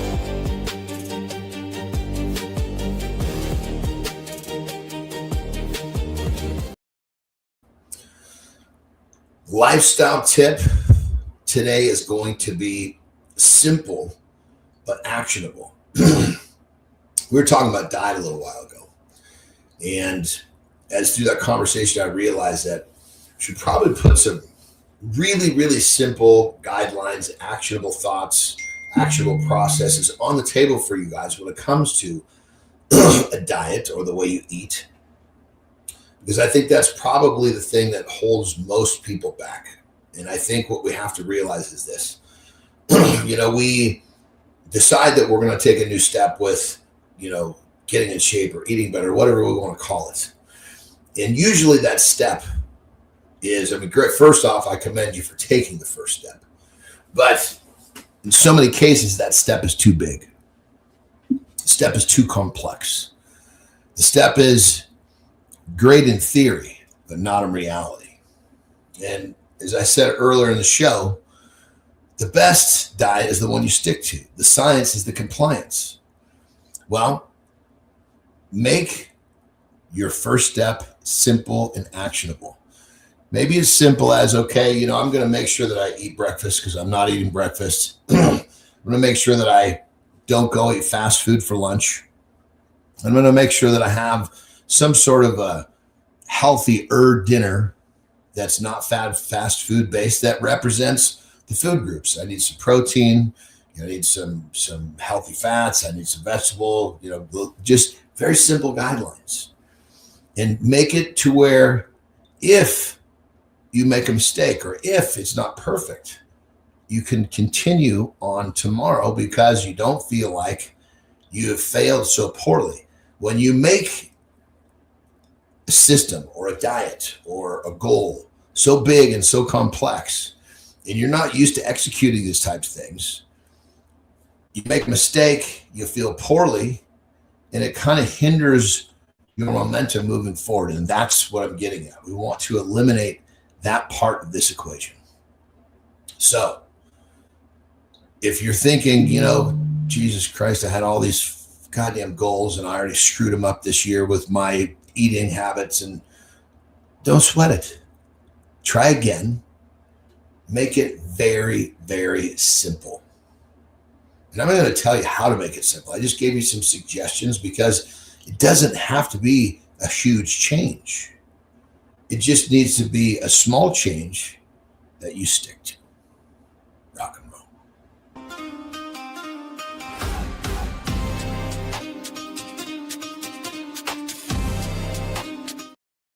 Good morning. Good morning. Welcome back to Mornings in the Lab with Keith, John, and friends. You're listening to the big show where we help men and every human out there start their day with entertaining conversation, momentum, and positive energy. Hey, if you're just joining us, hit that like button. Good morning, Spartacus. Good morning, Rico. And good morning, Euro Scott. Come subscribe to the channel. Come say hello in the chat. Make sure you head on over to mitl.live. Euro, morning, Rico. You guys checked in? Go to mitl.live and check into the show. Show us your proof. Show us you're alive. Show us that you're out there and show us that you're up getting after your biggest goals. And you can do that by checking into mitl.live. Click on show us your proof and upload your own picture or generate a picture and have some fun with us. It doesn't cost you anything, but what it will give you is some positive energy that will inspire you to move forward. Hey guys, we also got some polls there. We got some questions there. Go check out mitl.live to join the morning conversation when the show is over. Hey guys, first hour we talked about Andrew. Yeah, we did. Is accountability catching up to the world's elite? Well, maybe it is. I invite you guys to go back to that conversation. We got into a bunch of other things as well, but right now we're going to get into the deep dive. How to raise kids with built-in bullshit detectors in a post-truth world. And then Morning Focus coming up in about 30 minutes or so. We're going to discuss why the interface is dead. Yes, it is. And why the future belongs to leaders who can communicate and command AI with your voice. Let's get into it. Hour two. It starts right now. Your kid scrolls 2 hours, then argues like a lawyer. The algorithm isn't teaching, it's training. We keep saying be careful. That's vague. Teach 4 skills: emotion, verify, bias. Simple daily reps. Wikipedia is not scripture, it's a battleground. Click history with your team. Ask what's missing and who benefits. We don't reject everything, we interrogate everything. If it makes you furious, that's a red flag, not a fact. You're not raising a kid to win debates. You're raising a kid who can lead their mind. Let's build that ritual.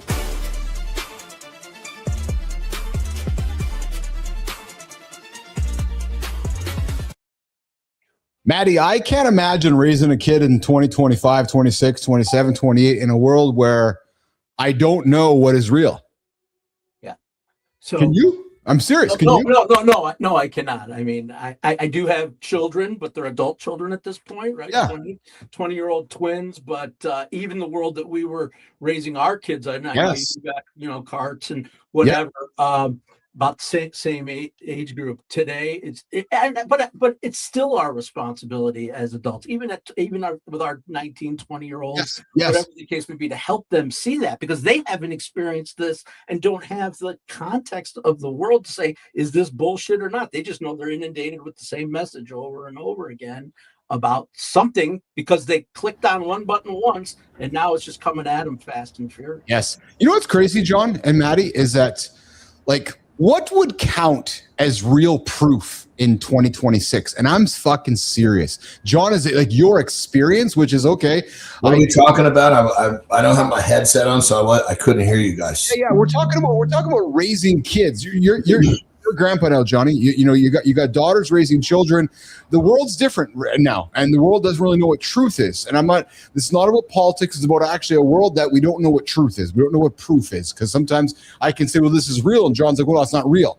So how do we grow up how do we teach kids, and how do we raise children in a world where proof is not necessarily truth?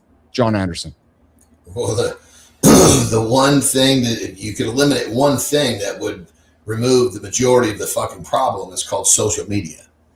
But that ain't happening. Well, it depends on how serious you are about raising your kid. Interesting perspective. Rufy? So I agree with John that the influence of social media is the primary influence on our children, but I look at it a little different and say, how do we use these as teachable moments? Certainly control, especially for young kids, right? Yes. Yeah. I agree with leaving tech off the table for kids until they're much older. But even now, you use them as teachable moments. How to ask questions, who benefits, where did the information come from? Are there alternative perspectives? to consider. And I think the guys, our buddies said it, which is check your emotions. If you're reacting, it's probably something you want to look into, not to confirm that bias, but to question it. Well, and Matty, you're spot on. And what's being displayed here is, of course, you asked me a question. I go to extreme. I go as far as I can, but that's my nature. Yeah. Matty, here's what I says, good point, but what about right here? Right? The problem is, and I agree with you, brother, 100%. The problem is, what about right here? Fucking adults have a hard time with what about right here. Yes. So how are we going to teach fucking kids something that we're having a hard time getting a grip on ourselves? So I think I had mentioned there was, I'll summarize this quick. There was this outside fucking possibility that Tara and I might have had another kid a couple of years ago. Outside possibility. Right? Mm-hmm. And I was like, well, fuck. I mean, after the idea shook me to the fucking core, I was like, okay, well, you get a chance to do this again. Yeah. Just think how much better you can do. Yeah. Yeah. And some of the shit that I was going to be doing was right along with what we're talking about. So I want to put something on the table for you guys to. But it's a real quick. I want you to know, because you need to hear this of all people. It wasn't going to be elimination from these tools. It was going to be elimination from the sources of poor information. Well, so yes, and I wanted to continue with you, John, because what I would suspect would happen if you had a child today, is how I'm envisioning it, is that and I'm being serious here. You would be teaching that child proof through real habits. Yeah, I mean, follow me. So hold on, because I think that you can show proof through real, undeniable habits, and to me, those habits indicate evidence. So is Matt fake? Well, let's look at his habits, because his habits will undeniably show us the evidence whether it's real or not. Right? Because if I show you an image, you don't know how it got there unless you look underneath. So, John, I see you. We joke about judging a book by its cover. Okay, well, I'm going to judge John by the habits that created him, which creates my truth. Do you follow me? Yes, but I think what I'm looking at this a little different. The fact that there's a child that's getting older, and I've got time frame that I've got to work with. Yes. 100% focused on setting of the standards of that child, not fucking worried about how to help him negotiate some fucking tool that would be different in fucking 15 years when I finally let him work on it. So that's my point, is that if you teach good human habits, to me, isn't that what the proof is? Because you can't fake walking up the stairs 1,000 times. You can't fake doing 1,000 bench presses. So but why are we even talking about fakes if he's not fucking getting exposed, or she's not getting exposed to what this, is it real or not? It's a waste of fucking time at that early age. I would be interesting. I got a buddy of mine, his name's Michael Hernan. He's got this boy, and he has what he's done with this fucking boy is nuts in terms of just, the kid speaks fucking multiple languages. Yes. Fucking plays the piano like fucking Mozart. Yeah. He's involved in so many things, and he's great at all of them because he's not distracted. Right, but actually, aren't you supporting my point though? Because Mike is teaching that kid the proof of good habits. Yes, but what I don't need to prove those good habits is to expose to, is this real or not? That never even enters the equation. Okay, that's okay. I don't need that. I don't need that to teach standard and habits. Yeah, that's fair. That's fair. Rufy, I see you want to jump. The thing that keeps coming to my mind is something that you taught me, Keith, which is leaning into creation versus consumption. Right, and that's 100%, Rufy, 100%. Yeah. That's where you get. It's the use of the tools, but not access to the information. Or you spend your time on a computer creating something and putting your message out there and showing your proof. Yes. Right. Then you're going to be able to lead. The other thing that I think about, John, and you mentioned it, is what a wonderful, amazing opportunity that we have as 50-something-year-old men. I don't need it anytime real too soon, but when we have grandchildren, to be able to help our children, to bring that wisdom to our children, to help raise their children. Let me giggle on that with you real quick, because I'm one of those, right? I got a grandson. Yeah. And just so I'm living it, so I'm only sharing my experiences. You only do what you described if the invitation is put on the table. It's not my kid. Right. I got to stay the fuck out of the way unless I'm asked to intervene. Now, granted, when he's with me and Terry, he goes by how we live and our rules. That's it. But it's as soon as she comes back.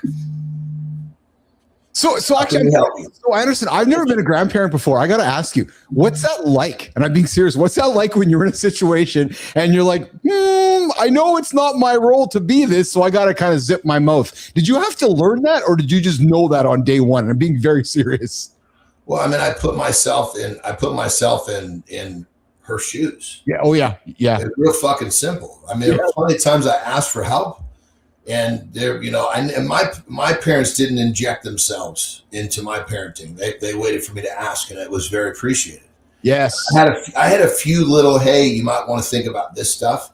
But then, how many times have you seen because my relationship with my kids is extremely important.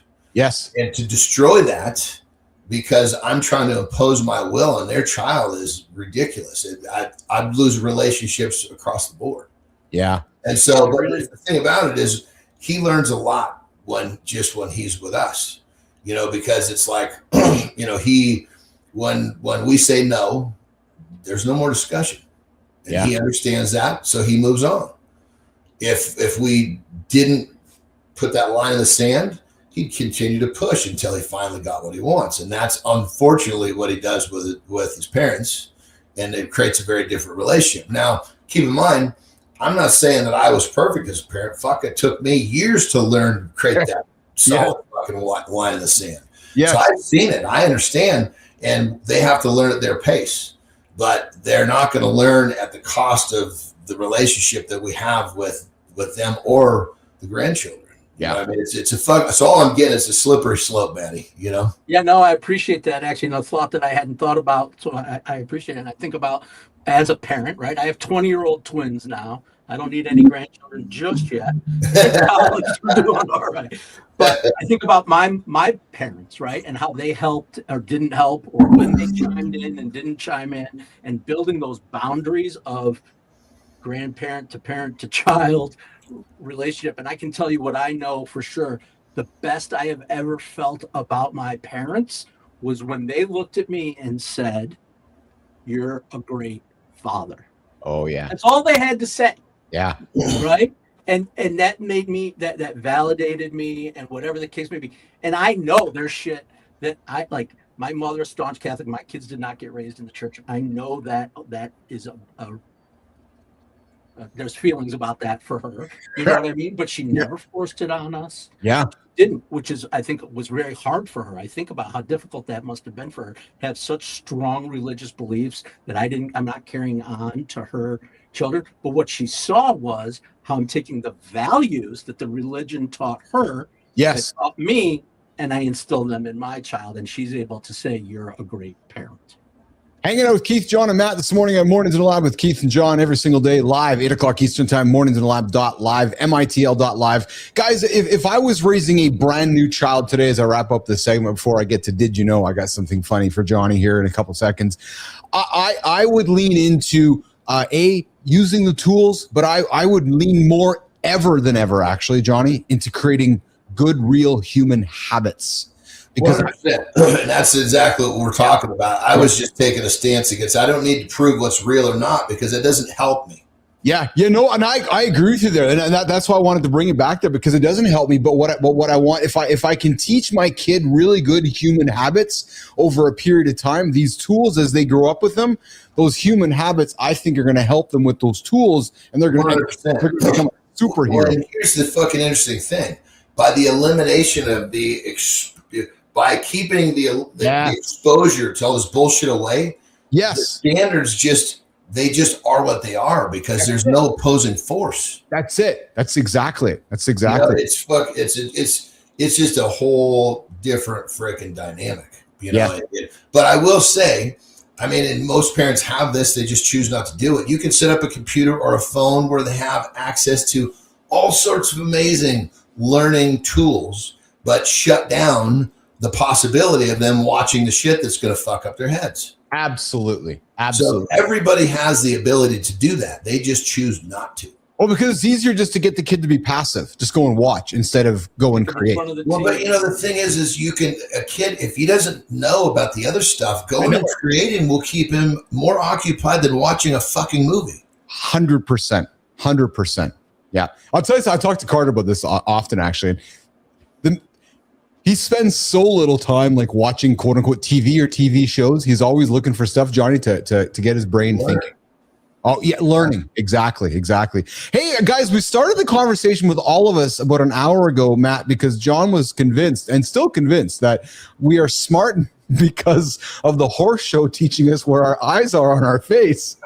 So are you convinced that Epstein is correct because you keep bringing it up? Are you in love with Bonnie Blue because you won't shut up about this bitch? Jesus Christ, if we want to go into all of this, dude, you will fucking go down in flames. Listen, Johnny, I got something else for you. Twisting up words. I've had to politely ask him, dude, why do you keep talking about this fucking bitch that tries to set records sleeping with all these dudes? Why do we keep talking about this woman? I've asked him multiple times, but he keeps bringing her back. Well, I guess he's in love, isn't he? I think there must be something to Lord, look out. He's in love. Is this what our shows come to? John, but listen, I got some more ammunition for you, brother. There's a new study. The experts are saying now that a face reader, John, can predict someone's sex drive by measuring the lower half of their face. Yes, let's start this clip out, boys.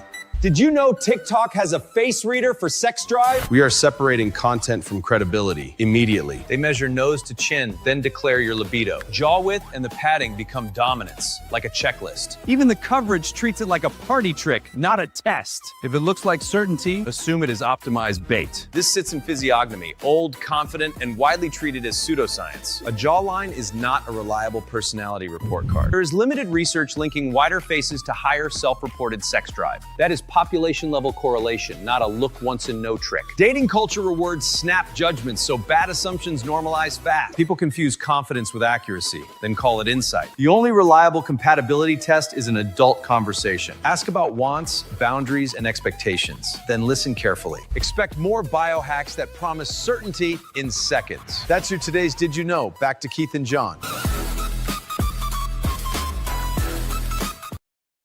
So, Johnny, shorter, wider faces might have higher sex drives. Well, I think that's got more to do with hormonal. That's how they're set hormonal. Like if you have a woman, especially with a higher testosterone, you usually find them as high-level athletes. They have a much more structured jaw. Yes. Higher level of testosterone, they're going to be horny as the devil.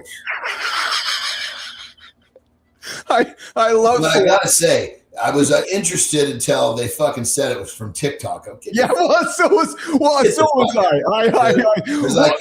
It's like, it's like we're watching the news until it says National Enquirer. But I gotta be honest, I wanted to have some fun with this because we've been having fun about the horse eyes conversation. I'm like, okay, well, this is perfect now because now we can measure somebody's jaw face regardless of. So we know now whether somebody's eyes make them smart or dumb. Now, Matt, we know where somebody's jawline, whether they have a lot of sex or not. So we're just defining it all here. So should we run down the list of what we know now? Is that what we're doing? Because if we do that, brother, you better fucking climb under the desk right now. and the funny part is you're only going to have to bend your knees to get under there. No, I'm actually joking. It's perfect.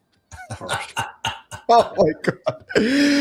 Oh, hey, Maddie, did you watch any Walter Cronkite growing up, or was he dead? No, I remember Cronkite. Not like I was a kid, obviously. I remember him more from like watching old. It's like a name that you can't not know, huh? I know. Well, I don't remember. That's like a name that you can't not know, huh? Yeah, check this. I can't picture his face, but I know the name. Yeah, so this is interesting. So we'll keep the audio down, but he's actually. So this is a 1967 clip, and he's showing Home Office future. And he's like, this is going to be the 21st century. And he's like, this will print your news off. It's funny, man. He's like, this is how you get your morning news. And he's like, it'll print out the news for you on demand. And like, look, and it prints it out. I find this humorous. This is what our parents were watching in '67, which is, oh my God, we're gonna get the news instantly. And I thought this was fascinating because, and then he walks over here. Okay, here's how you're gonna get the weather. Dude, that's just a slightly upgraded version of fucking Morse code right there. It's so funny, John, right? Like here's how you're gonna get the weather. And he walks over to this big computer on the desk, and then look, there's the telephone. Like it's got that little like that. That's how he's showing the phone. Like fascinating to me because this is what we were watching back in the '60s, and as if that was the future. Roofy, I see you just taking it in, eh? Well, yeah. Well, to me, it's actually not even that far off at all. Did it again, right? It's not that far off. It's just the mechanism and the interface, right? Yes, the data that's behind that is what's coming through. Sure, he's using knobs and dials, and we're using keyboards and code. Yes. It's the same thing. So it's actually not that far off. He's showing little microphones. And all of that shit that he's got there is contained in a little fucking. Yes, well, that's the thing, Anderson. Right? It's like all that is right here, which is ridiculous. Right. And what you don't see in that is the 3 rooms of databases and huge mainframe computers that are pushing out that dot matrix printout that he's tweaking. Right? Yeah, exactly. Amazing. Yeah. The obviously the proliferation and the escalation of technology is amazing, but they predicted it, right? Just like we're predicting other things, right? You opened the show today talking about the way we're gonna operate in the future, right? That's it. Same idea. It's Being able to see, having a vision of what it's going to be like. Yeah, sure, it might not be knobs and dials because they couldn't imagine X's and O's the way we do now. Well, it's funny actually because car companies. Zeros, rather. It's funny, Maddie, because car companies are going back to knobs and dials because humans are refusing the big screens in the cars because they're distracting. Because you're like, I'm trying to look at this fucking screen and touch the button. I just want to know how the button works. Yeah, I bought we have a Volvo with all knobs. I don't know how to use anything in my cars. I swear to God. I mean, it's like even fucking like getting in and out of these fucking things. Like, God damn it, where's the fucking window on? Like on my fucking new Jeep, the window's up under the radio. Are you fucking kidding me? I'm always over here trying to put the window down. Someone's in it. Sorry. I know it's in the middle. Yeah. What the fuck, man? Yeah. Hey, John, before you go.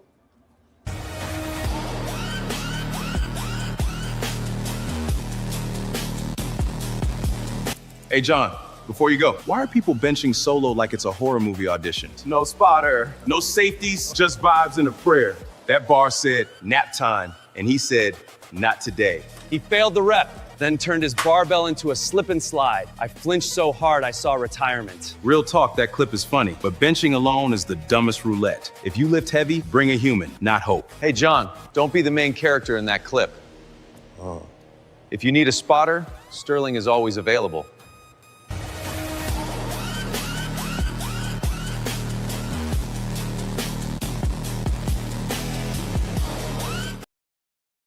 Sterling, brother, I can promise you this. I'll never ask you to be my spotter. And bench pressing alone, I mean, granted, the layman, but I mean, fuck, you know how many times I've benched 500 pounds with nobody in sight? I love it. So I'm going to have a serious question. Have you ever found yourself in that situation with this man? Because I want to use this as a teaching experience. Did he do the right thing there, John? And I'm being very serious. Was that the right thing to do, what he did? I mean, realistically, if there is someone in the room, he should have alerted someone that hey, like you don't really need a spotter sitting in front of you. But granted, if you want to be totally safe, you do. Yes. Yeah. But if you're stuck by yourself, that's exactly. You never put the clips on each side because then you're fucked. Yes. Not getting out of there.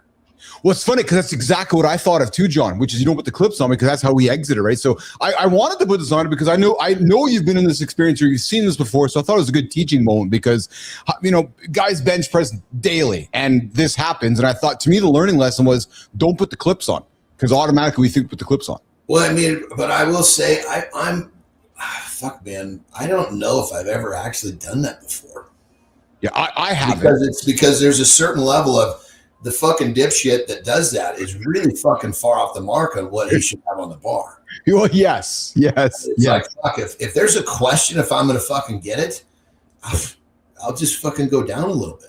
Yeah. So I got caught once, Johnny, and I rolled it over my straps here, and then I just kind of snuck myself under it. I got caught in a situation where, but I have like the side straps in my rack or in my cage. So I just brought it down, and I found myself stuck, and then I just kind of shimmied out of it. But it was a learning lesson for me. I shouldn't have put myself in that position probably to start with. But I had a situation on a squat where I was basically fucking loaded. I had 9 plates on each side.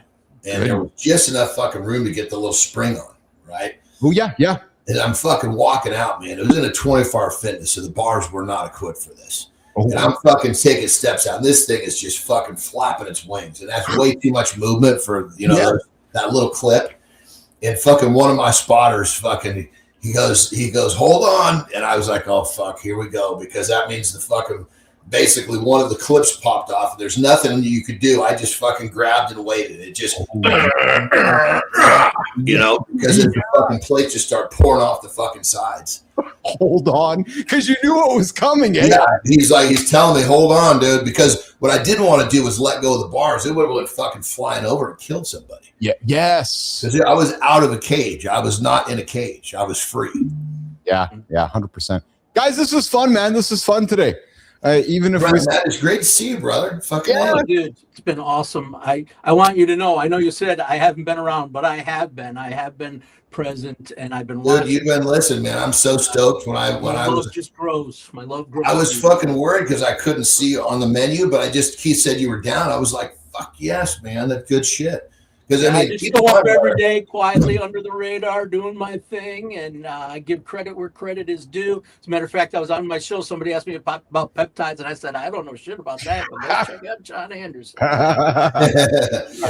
Well, I mean, glad you think like this, dude. There's I think we can comfortably put Maddie in the third spot here because there's been a lot of other people that have not been able to run the fucking rhythm.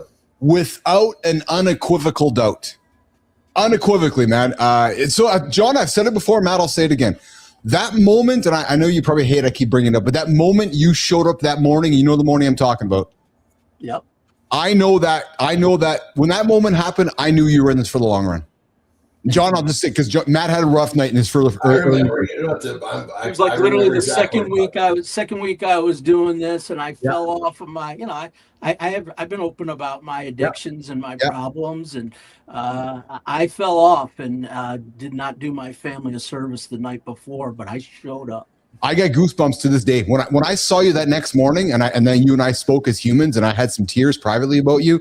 I knew that moment. Tears now, bud. So I knew right then there, Johnny, that he was going to be in this forever because I saw the change. I saw the change, John Anderson, in this man's eyes. I'm like, you know what? It was like this moment. It was like a light went on for him. It was like, fuck, that's what I got to do. I got to get up and do this again. And John, you've talked about it, man, because it's fucking hard to do, and the guy did it. I've had a few of those since too, buddy, but I'm here. That's awesome, man. Not falling off the addiction, but other shit that could have steered me away from showing up at 7:30 in the morning. I've talked to you privately about it. Yeah.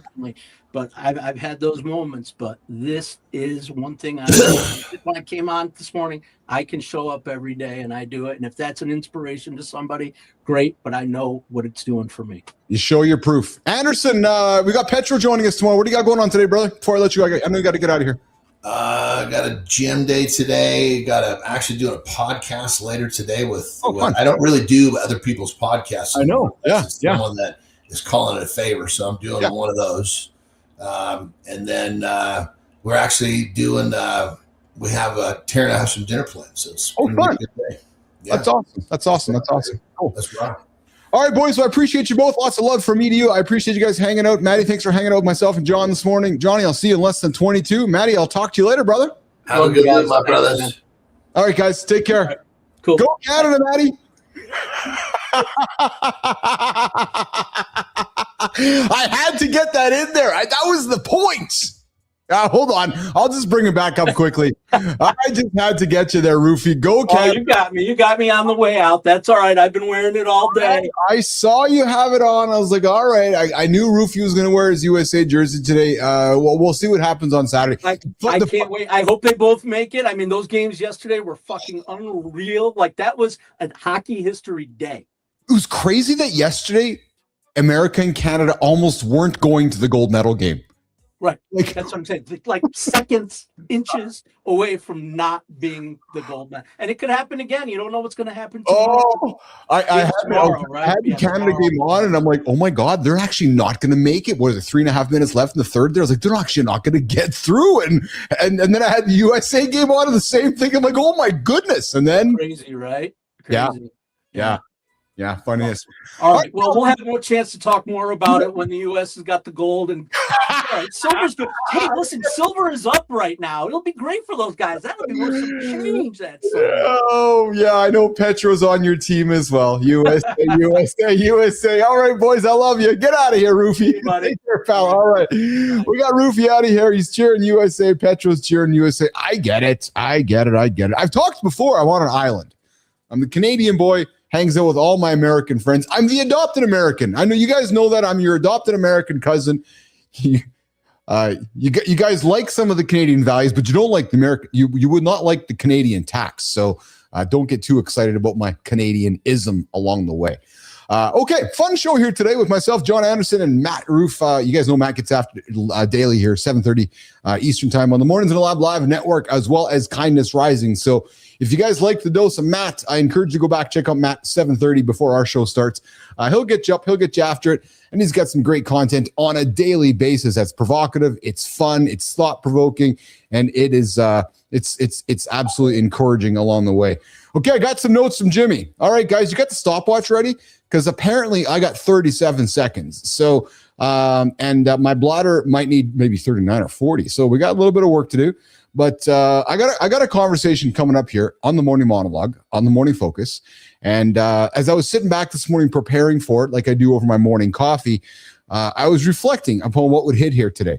And, I looked at our stories here today, and we've been talking AI, and I've been talking with folks around AI, and I've been talking to folks about the future. And I thought, maybe we need to talk to people about the interface of tomorrow, because the interface is dead. Most people fear AI for the wrong reason. It's not skills, it's clarity, and clarity hurts. AI lets you stay vague and still feel productive. Conversation makes vagueness obvious fast. You've adapted to machines your whole life. Now the machine adapts to you, and you can't hide. Leaders define outcomes, set constraints, delegate, then iterate. That's exactly how the new interface works. If you're still clicking icons, you're late. Talk like a director and make the machine execute.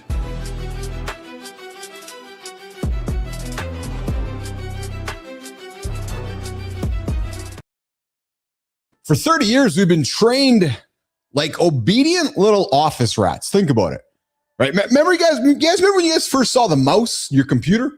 And remember the first interfaces? Just click the icon, open the menu, right click, left click, find the settings over there, right? It was export the file, upload it to another tool, copy, paste, rename, and then repeat. And if you think about it, it was funny because we put the pencils down on the paper and everything, and we called that productivity. It was like, oh yeah, I'm really productive today because I get to copy and paste something. Oh, I didn't have to rewrite this entire thing because it copied and pasted it for me. And time again, we leaned into the idea that was productivity. Well, I need you to hear this. And I need you to hear what I'm going to say next clearly and loudly. The interface is dying. Yes. And it's not changing. No. And it's not even evolving. Like the idea of the mouse and the interface and the files and all that stuff is dying. And I know to all of us that are like, yeah, but Keith, that's how I've always done it. True, that's fair. But as we continue to progress further, it's looking. Jimmy, go back and put that Walter Cronkite video up. We can see the future from the past. The interface we've grown up with for the last 20 years, guys, 30 years is gone. It's dying. Because the next interface is not visual. And check this out, guys. Look, that is going away. The interface of tomorrow isn't visual. And this is what freaks people out. It's verbal. Oh, yeah, it's verbal. It's your words. It's your ability to speak. Because the future isn't you learning the software. No, that's where we as humans have to kind of reimagine what it's like moving forward. Because it's actually the software, the AI, the technology learning you. I know that there's kind of an insane thought around that. It's like, Keith, what do you mean it's learning me? Well, it's because we've spent our whole lives, especially all my friends on the show we hang out, all my Gen Xers, and Cheryl Whitaker. I know she's there. Yeah, true story. We spent our whole lives adapting to machines. Think about this. The keyboard, the mouse, then the touch screens. And then here's how the system wants it. And here's the workflow. And here's where you click and open the mouse. But the next wave flips that entire dynamic, which is making people extremely uncomfortable about the world of AI. Because you don't adapt to the machine adapts to you. You're not going to open a dashboard to manage. You're going to say, hey, here is what I'm trying to do. Here's what I want to do. It's actually talking to like another human. Yeah. And here's what I don't want. Now go. So you're going to instruct it to what to do and instruct it what not to do. And it's not going to be a click a mouse here, click a mouse there, click a screen there. And it's not going to be an assumed, here's what I want to get. No, it's a, I did the work while you were sleeping kind of way. It's like, what? Yeah. You gave me the task, you went to bed, and the work got done.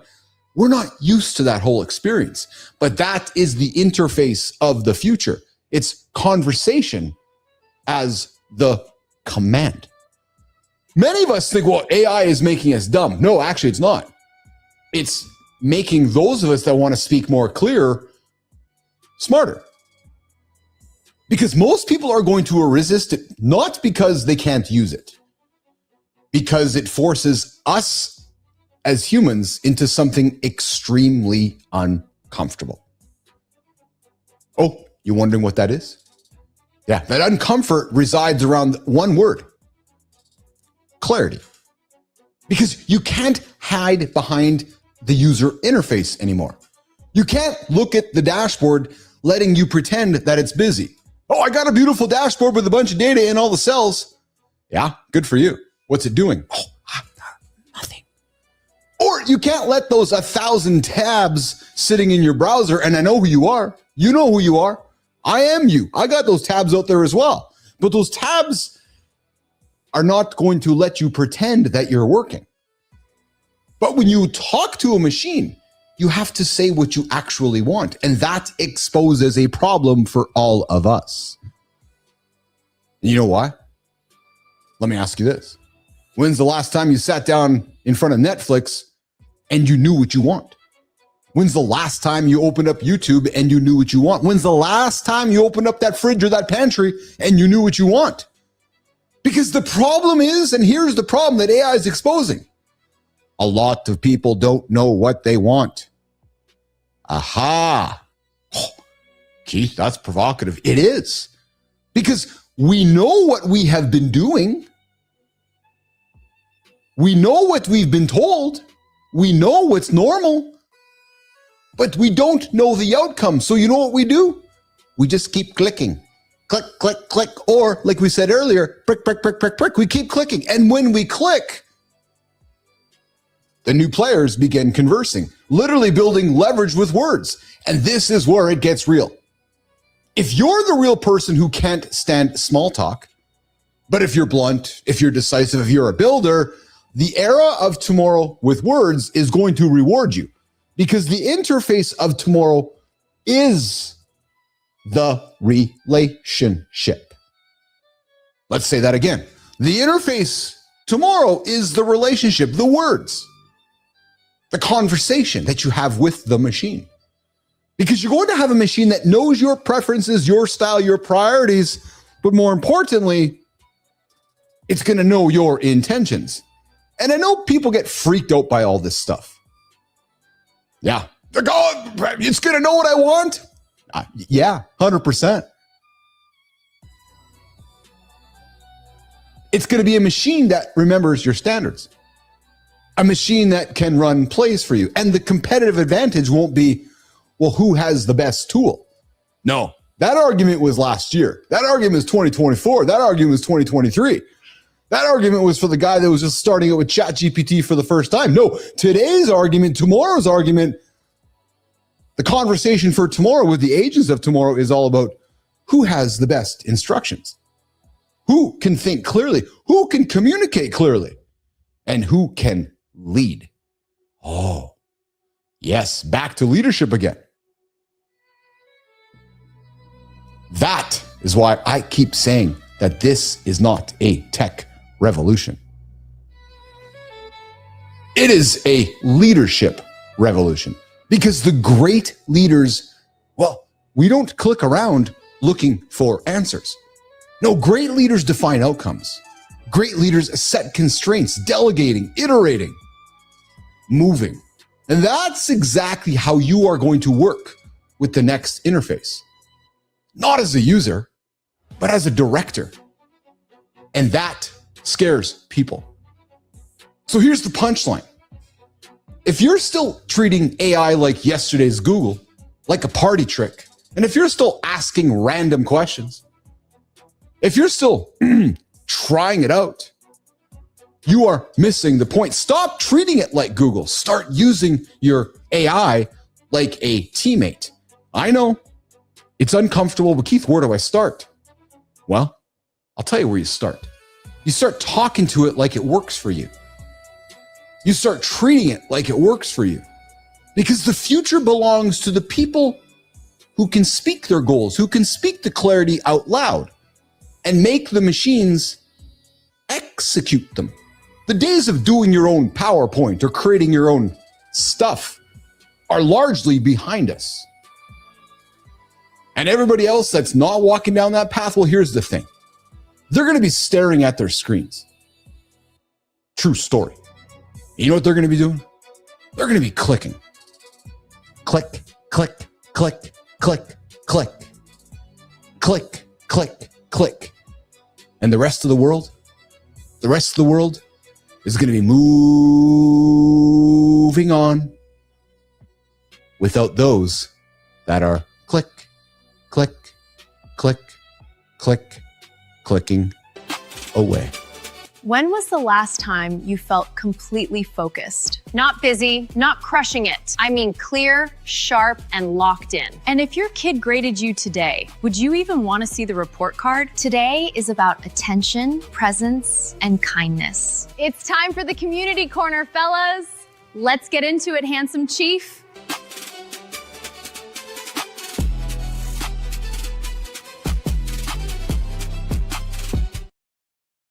I got a comment from Neiman here, and I agree with her. And I think this is what actually is going to challenge more humans, because I have had to teach myself what I'm going to say next.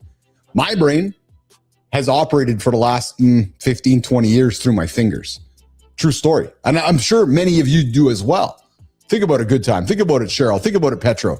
How often do you think through your fingers, through typing something out, right? And it happens so much through here that you're not using it here.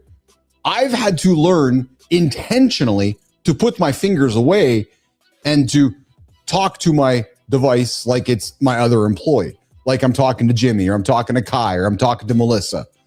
And that has been a work process, right? It's like, how many of us remember our passwords because of our fingers?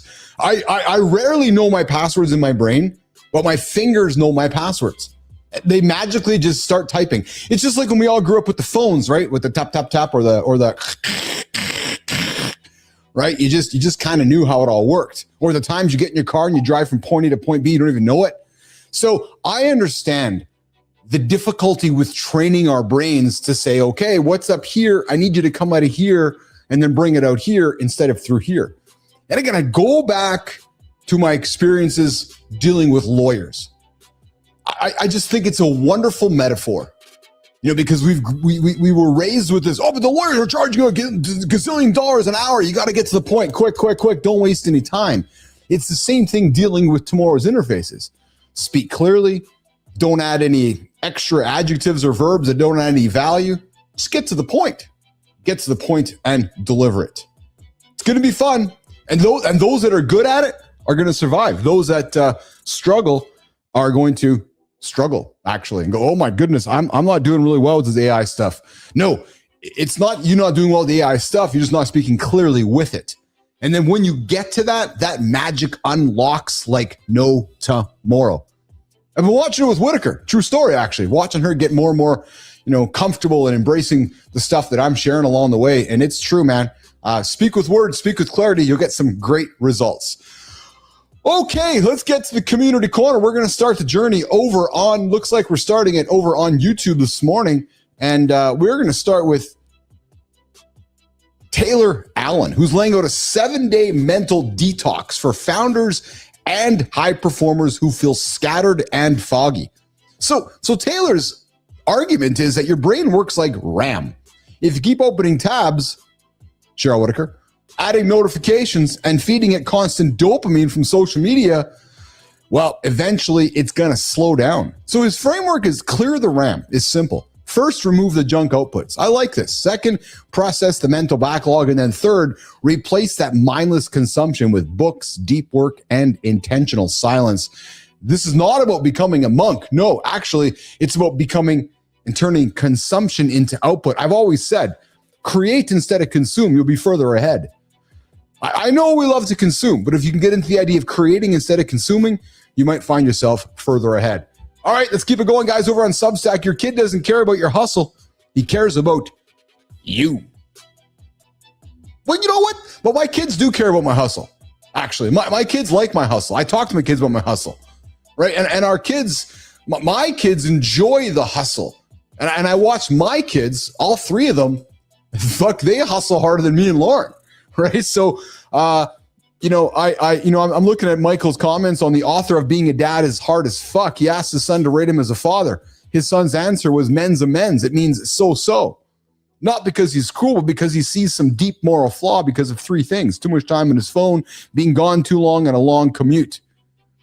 I've talked to my kids about this as well. I talk about them often because as you guys know, who spend time with me, I constantly questioning my abilities as a dad or my presence as a dad. And I look for, I guess, that affirmation from my kids, and I get it. I do. I receive it. My kids know I'm working hard. My kids know I'm getting after. My kids know I'm creating. And they know there's sacrifices along with that. It's funny because I just had this conversation with Pipes last week, and she's like, no, you're a good dad. Chill out, basically. Kind of paraphrasing it. Right? But I think sometimes, I need to hear that sometimes because I'm so focused on this. But hey, here's the thing. I'm curious. Would you ask your kids to rate you? And why or why not? I love having this conversation with my kids. Sullivan comes back and says, creating instead of consuming is what many have said fosters happiness. Sully, that is what fosters happiness. Think about it. You come over to the Mornings in a Lab channel, because I know you do every single morning, and I appreciate that. You got a choice to spend. And then you go over and check in to the channel. That's creating. You're creating a piece of content to show your accountability. And as a result, you're creating happiness. So I think there's the proof in the pudding, right? You go there, you create your check-in, it creates, and that reward is happiness. So Sullivan, I appreciate that, man. Hey, over on LinkedIn, leadership happens in 60 seconds. Colleen Bordeaux shared a moment as a new mom struggling in a parking garage, baby crying, bag spilling, late for a meeting, feeling overwhelmed and judged. I'm wondering if her eyes were far apart, Jimmy, or if her eyes were close. Listen, the whole interaction lasted less than a minute for Colleen, but it stayed with her for years. She couldn't understand why she couldn't see sideways out of her close eyes. Yeah. And leadership is not always strategic planning. It's sometimes noticing someone in a hard moment and stepping in with a little bit of kindness. Guys, strength is not out loud. Nope. It's decisive and kind. And that's what I love. Lead with love, you guys. Yes. Hey, Maya. Hey, Maya. Jimmy, let's get a measuring tape for Maya's eyes. and see how they spread out. Maya, spread your eyes. Guys, get your head out of the gutter. Get me out of here, guys.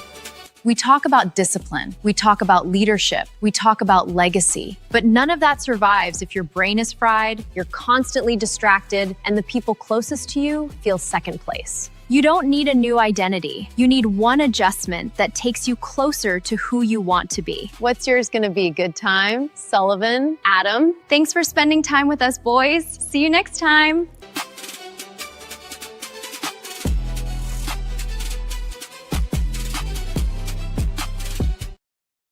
I'm being held accountable by my team right now, guys. So I got to come back to Colleen Bordeaux's moment. Yeah, I see you, Neiman, holding me accountable. I get it. Yeah, my boss is keeping me accountable, guys. So here we go. Yeah, so Colleen shared a moment, and she was feeling overwhelmed, but a stranger showed encouragement. And then he parked, and he picked up her things, put the bag on her shoulder, and he left. I missed that most important part. Thanks, Neiman. So while Colleen says that thing lasted less than a minute, the whole interaction stayed with her for years. And here was the point. Most people around you are fighting a battle that you can't see. It's because your eyes are too spread out from the side of your head, Neiman. I'm telling you, that's why they can't see it. Johnny's right. And leadership is not always seeing out of the side of your head along the way. You know, that stupid horse thing that Anderson put on the table 3 days ago or 300 days ago, it's still just got momentum. The horse truth. Horse truths with John Anderson. Yes, where your eyes are on your head will determine whether a horse is dumb or smart. Hey guys, thanks for hanging out with us this morning, whether you're listening in the car, crushing it at the gym, or hiding in the shitter. We appreciate you choosing to start your day in the lab. We hung out with Rufy today. It was a lot of fun. Here's what we covered. We talked about how to raise a child in a post-truth world. We talked about building leadership labs at home. We got into the interface is dead. Yes, guys, stop thinking about yesterday's technology. Think about using your words to move forward. We also talked about Prince. Well, no, he's not a prince anymore. That guy named Andrew from Mountbatten, arrested. And hey, is this finally the elite? Is this finally the end of elite immunity? Study found that AI could judge empathetic communication, nearly like experts, and major study finds men and women benefit from different diets for longevity. Spartacus, thanks for hanging out with us, brother. And AI models are boosting food allergy by 40%. And Maya Reyes with the wide eyes brought us 3 stories on mental clarity, feedback from our kids, and kindness as Keith butchered it up along the way. Guys, we're back tomorrow with the Petro himself, Dr. John Petrocelli. Excited about that one. Coming up tomorrow in less than 22 hours. And yes, Spartacus, our brains are all big computers. True story. Yes, all right. Guys, we're getting out of here. Hope you guys had a fun day on the show like I did. On behalf of Jimmy, Kai, Melissa, the entire team here at Mornings in the Lab, come check out morningsinthelab.live, 8 o'clock Eastern time, right here on the big network. Mornings in the Lab. .live, morningsinlab.network, mitl.network. Hey, we're all over the place. We'll see you guys in less than 24 hours. Jimmy, get me out of here. We'll see you guys tomorrow.